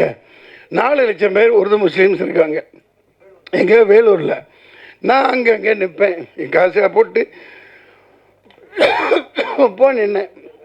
என்னடா இது 4 லட்சம் பேர். ஆனால் நீங்கள் சொல்கிற மாதிரி ஒரு பெல்ட்டு வன்னியர் இடத்துல வன்னியர் நிற்க வைப்பாங்க, செட்டியார் நிற்க வைப்பாங்க, நாடா நிற்க வைப்பாங்க. ஓட் பெல்ட்டு, ஓட்டு வங்கி, அதுபடி தான் ஜெயிக்கிறாங்க இல்லையா? சரி, நமக்கு போடுவாங்க. நானுக்கு 10 இவன் பேச்சாளர்லாம் கூட்டு போனேன். இந்த குணாச்சி நிறைய பேர் அங்கே என்னால் முடிஞ்ச அளவுக்கு போகிறான்னு. ஒரு முஸ்லீம் கூட எனக்கு ஓட்டு போடல. சத்தியமாக. அவங்க ஜாதி பார்க்குறாங்களா? இல்லை. அது எப்படின்னா 500 ரூபாய் ஆராம் கா பைசா அப்படி ஒரு தடவை தான் அங்கே பேசினேன். அடே 500 ரூபா பிச்சை காசு எச்சக்காசை வாங்கிட்டு ரம்ஜான் மாதத்தில் நோன்பு வச்சுக்கிட்டு நீ அல்லாவுக்கு இதாக இருந்துக்கிட்டு முஸ்லீமான எனக்கு ஓட்டு போடல, திமுகவுக்கு தான் போடுறான். திமுக தான் சித்தப்பா பெரியப்பா எல்லாமே திமுக தான். அது நகமும் சடையுமா அப்படி இருக்கு. அதாவது அதுக்காக அவங்க சரின்னு சொல்ல வரல. இவ்வளவு கல் நடக்குது பாருங்க. இந்த சாராய சாவு, நாடு நாசமாக போனது எல்லாத்துக்கும் காரணம் காதே மில்லத் கத்தனார். அண்ணாவுக்கு தான் அவர் ஆதரவு கொடுத்தார். 42 எம்எல்ஏ ஜெயிக்க வச்சாங்க 1967 இல்லையா? அண்ணா இறக்குறாரு, அன்னை கருணாநிதி வர்றாரு, மதுவிலக்கை தூக்குறாரு, கதறாரு. படித்த ஹிஸ்ட்ரியில் படிக்கிறதும் எல்லாத்துக்கும் தெரியும். காதே மில்லத் கதறாரு. போய் எப்பா தூக்காத, காமராஜரையும் கூட்டிகிட்டு போகிறாரு, வீட்டுக்கு போகிறார், கதறாரு. அந்த சமூக வீணாக போயிடும். நீ மதுவிலக்கு தூக்காத, இது ரொம்ப ரொம்ப தப்பு, மதுவிலக்கு இருக்கணும். முடியாது. அவர் ரத்தங்கக்கி செத்து போனார். காரணம் திமுக. டெல்லி வரைக்கும் போனார், போராடுறாரு, எதிர்த்து கூட்டம் போடுறாரு. இவங்க எதிர்த்து கூட்டம் போடுறாங்க. அன்னைக்கு ஆரம்பித்து இன்னைக்கு வரைக்கும் இந்த மது சரக்காய் அவிக்கிறான், அங்கே நிற்கிறான், இங்கே நாறுது. இந்த விசச்சாராயத்தோட மோசமானது ஒலி, டாஸ்மாக ஒலி தூக்கி போடு. வேலைக்கு ஆளே இல்லை சார். இவனுமே தமிழ் இந்த சாராயம் குடி செத்துட்டானா எல்லா கடையிலையும் இந்திக்காரன் தான் இருக்கான். அவனு கூட அடிக்கிறான், பான்பராக் அடி. சாராயத்தை விடுங்க, சூரியனும் சூரியகாந்தியும் கேட்க நல்லா தான் இருக்குது. சூரியகாந்தி விதை எல்லா மருந்தும் சாப்பிடலாம், எல்லாத்துக்கும் பயன். அது இருக்கட்டும்பா, தொண்டை கட்டிடுச்சு. அந்த படத்தில் வாங்க வாங்க வாங்க வாங்க கொடுத்த தண்ணி கொடுக்குறாரு. பேசிட்டு இருந்தா பேசணுமே. இந்த ஒரு கதாநாயகி தங்கச்சி பாப்பா, நீ இவங்களே காட்டுறாங்களே ஒரு நாட்டுக்கட்டை ஒன்று அடிச்சு அதுங்க அவங்களுக்கான எங்கப்பா இப்படிலாம் ஏமாற்றக்கூடாது. இதெல்லாம் சும்மா ஒரு நாட்டுக்கட்டை ஒரு நல்ல ஹீரோயினி காமிச்சாங்கல்ல கண்ணில், அந்த ஹீரோயினி எங்க துபாய்? இதெல்லாம் நியாயமே இல்லை. நான் வந்து இங்கே காட்டு கத்திட்டு இருக்கேன், இன்னொரு பொண்ணை காமிச்சா அதான் ஹீரோயினி அதான் ஹீரோயினிங்க. நீங்கள் இதெல்லாம் இங்கே நியாயமே இல்லை. நீங்கள்லாம் இப்படி ஏமாற்றக்கூடாது. இது முள்ளமாரி தேர்தல் இப்படித்தான் நடத்துவான். முள்ளமாரி அயோக்கியத்தனம். சார் நீங்கள் வாழ்த்திட்டு போகிறேன், நானே வாழ்த்துறேன், நானே பேரரசு கூட பிரச்சாரத்துக்கு வரேன். நீ வாக்குச்சீட்டில் தேர்தல் நடத்து. நாடே கேட்குதா இல்லையா? அது அப்படியே உள்குத்து இருக்கு. இப்போ திமுக ஓப்பனாக சொல்கிறேன், 40 சீட்டு வச்சுருக்கீங்களே, டேய் வாங்க, நாங்கள் தேர்தலில் பங்கு பெற மாட்டோம், நாங்கள் பாய்காட் பண்ணுறோம். நீ வாக்குச்சீட்டில் நடத்து. ஏன் சொல்லலை? உன் பருப்பு அங்கே வேக வச்சுக்க, இந்த மெஷின் அங்கிட்டு தள்ளிடுறேன், நான் இங்கே வந்து செட்டப் பண்ணி இங்கே பண்ணுறேன். அதுதான் நடக்குது. இது இந்த மெஷின் இருக்கிற வரைக்கும் சூரியகாந்தி மலராது, சூரியன் டெய்லி ஊற்றிட்டு தான் இருக்கும். அதே முட்டாளாக தான் ஆக்கிட்டு இருப்பாங்க. நாட்டில் ஒரு முன்னேற்றமும் வராது. தமிழன் பிரச்சனை தீர போகிறது இல்லை. தீருமா? மீனவ பிரச்சனை தீர போகிறதில்ல. கடிதம் எழுதுவாங்க, நீட் இன்னமும் போச்சு. அவன் ஒரு 40 சேனல் நடத்துகிறான். அதை வச்சு ஒரு கையில் கிடச்சா அடித்து விறகு கட்டையிலேயே மண்டையை பிளந்துரு. ஒரு 4 பேரை வரவழைச்சிக்குவாங்க, டிபேட் தான். நீட் என்ன அது இது. ஐயோ, அந்த பொட்டி வீட்டில் நம்மளதாக இருக்குது, ரொம்ப கொடுமையாக இருக்குது. எவ்வளோ அநியாயம் பண்ணுறாங்க பாருங்கள். எந்த பிரச்சனை தீருதா? இந்த நீட்டை பற்றி இன்னும் 5 வருஷம், அதுக்கப்புறம் 5 வருஷம், அப்புறமும் இந்த முதல் கையெழுத்து இதுக்கு தான். எனக்கு வாயில் ஏதோ வருது. இது ஏமாற்றிட்டு தான் இருப்பாங்க. இன்றைக்கி நான் மீனவனை கைது பண்ணுறான், காவேரி தண்ணி வர போகிறதில்ல, முல்லை பெரியார் வர போகிறதில்ல, பாலாறில் தண்ணி வர போகிறதில்ல. இவனை இந்த சாராயத்தை விற்று பொழைச்சி இதே நாட்டை நாசமாக்கி குடிமக்கள் எல்லாம் நாசமாக்கிட்டாங்க. இதுக்கு ஒரே தீர்வு, உண்மையான சமூக நீதி வரணும். இந்த பொய் திராவிடம் ஒழிக்கப்படணும். இந்த சூரியனும் சூரியகாந்தியும் இந்த மாதிரி படம் எடுக்கிறவங்கள நான் ஏன் இப்போ வந்து பாராட்டுறை சொல்கிறோம்னா, அதுக்கான கட்டமைப்பு யாரும் செய்ய மாட்டேங்கிறீங்க. இப்போ செந்தில்நாதன் அப்படியே ஒரு இயக்குனர், ஒரு நாளைக்கு 11 படம் பண்ணுவார். நான் ஒரே நாள் 4 காட்சி கொடுத்து நடித்தது அவரால் தான். 2 படம் அவரது இருக்கும். சரத்குமார் சார் ஒன்று, இன்னொரு புது பையனோட ஒன்று, தங்கமான தங்கச்சி.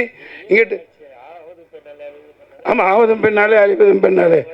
என்ன ஹீரோவை நடிக்க வச்சிங்க, ஆனால் அந்த அருண் பாண்டியன் விடவே இல்லை. என்ன ரொம்ப கஷ்டம், ரொம்ப கஷ்டம். கிட்டவே நெருங்க விடலை. நான் என்ன தான் பண்ண முடியும்? அப்புறம் ஒன்றும் பண்ண விடல, எல்லாமே அவரே பண்ணிக்கிட்டார்.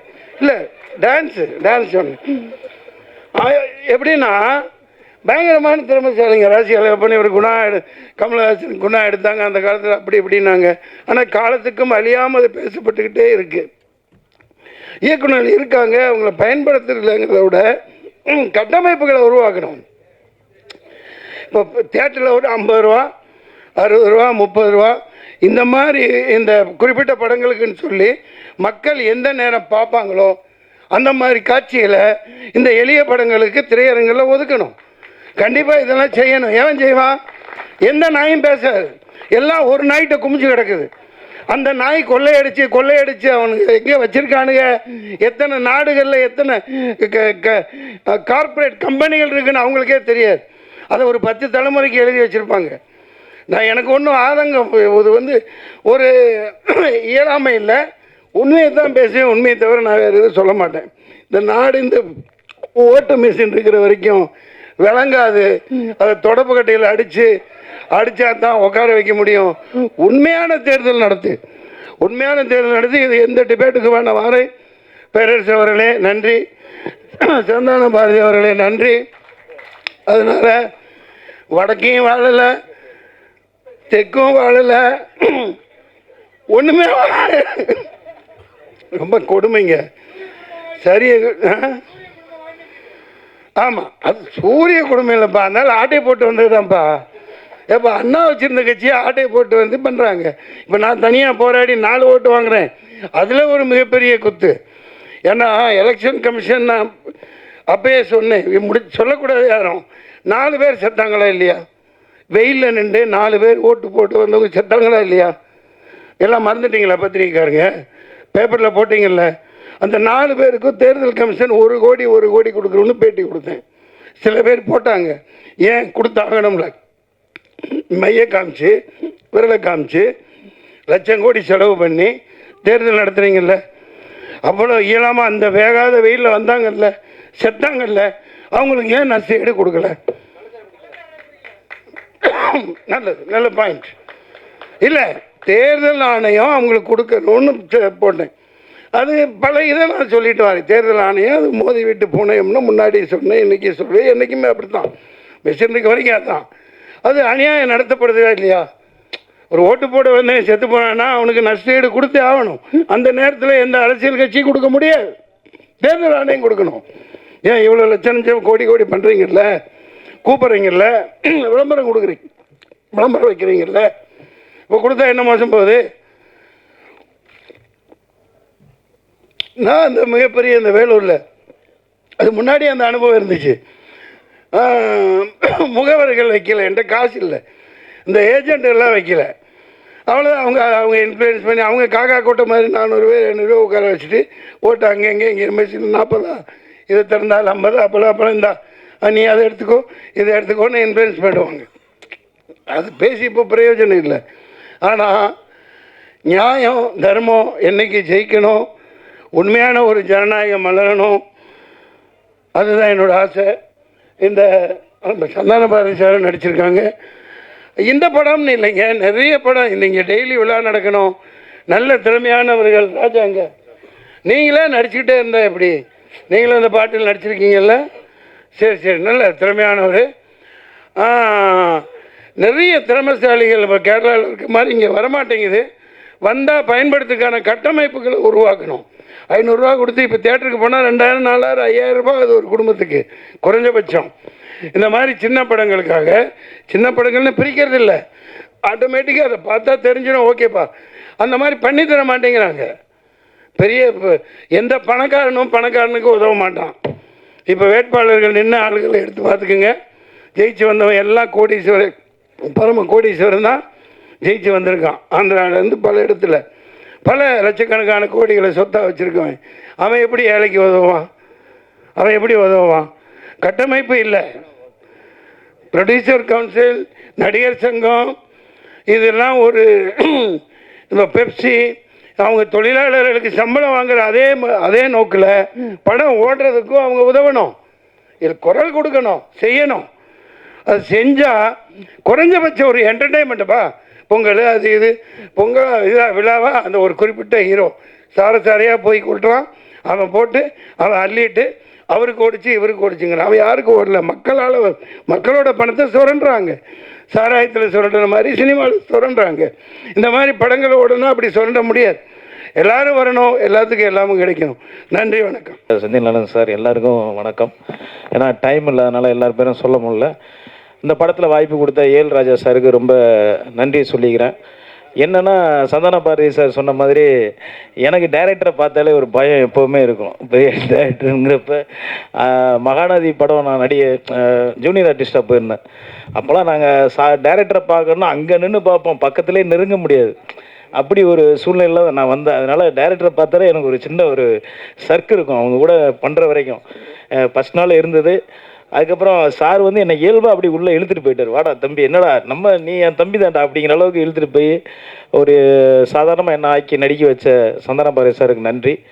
நான் நடித்ததை விட இந்த படத்தில் நடித்த ஸ்ரீஹரிக்கு மேலே சொல்லணும். ஃபஸ்ட்டு ஒரு ஆல்பம் வந்து ஏஎல் ராஜா சார் தம்பி வச்சு பண்ணியிருந்தேன், நான் பார்த்தேன்.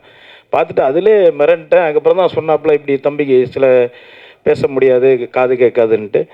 ஆனால் அதை மீறி அவருடைய திறமையை காமிச்சிருக்கிறதுக்கு அவருக்கு வாழ்த்தையும் மேன்மேலும் வளர என்னுடைய வாழ்த்துக்களை தெரிவிச்சுக்கிறேன். நன்றி. அதுக்கப்புறம் விக்ரம் சுந்தர் ரொம்ப அற்புதமாக பண்ணியிருக்காப்புல. அவர் காம்பினேஷன் எனக்கு கம்மியாக தான் இருந்தது, ஆனால் சிறப்பு ரொம்ப நல்லா பண்ணியிருக்காப்புல, மகிழ்ச்சி. மஸ்தான் மாஸ்டர், டான்ஸ் மாஸ்டர், எனக்கு வந்து அந்த சாங்கை நீங்கள் பார்த்துருப்பீங்க. உண்மையாகவே நான் இப்போ ஒரு டான்ஸர் கிடையாது, ஆட தெரியாது, ரொம்ப கஷ்டப்பட்டு ஆடிருக்கேன். ஒரே நாளில் ஆட வச்சிட்டாரு. என்னடா சாங் எப்படி வந்திருக்குமோன்னு ஒரு பயம் இருந்தது. உண்மையாகவே அது வந்து டெக்னீஷியன் அவங்களால தான் முடியும், நம்ம வந்து ஒப்படைக்க தான் முடியும். அவங்க நம்மளை வேலை வாங்குறது டைரக்டர் அண்ட் டெக்னீஷியன் தான். அந்த வகையில் நான் அந்த படத்தில் ஒர்க் பண்ண ரொம்ப சந்தோஷம். ஏஎல் ராஜா சார் இந்த படத்தில் கடினமாக உழைச்சிருக்காரு. அவர் கூட இருந்த இணை தயாரிப்பாளர்களும் சரி, எல்லாருமே ஆர்டர் பண்ணியிருக்காங்க.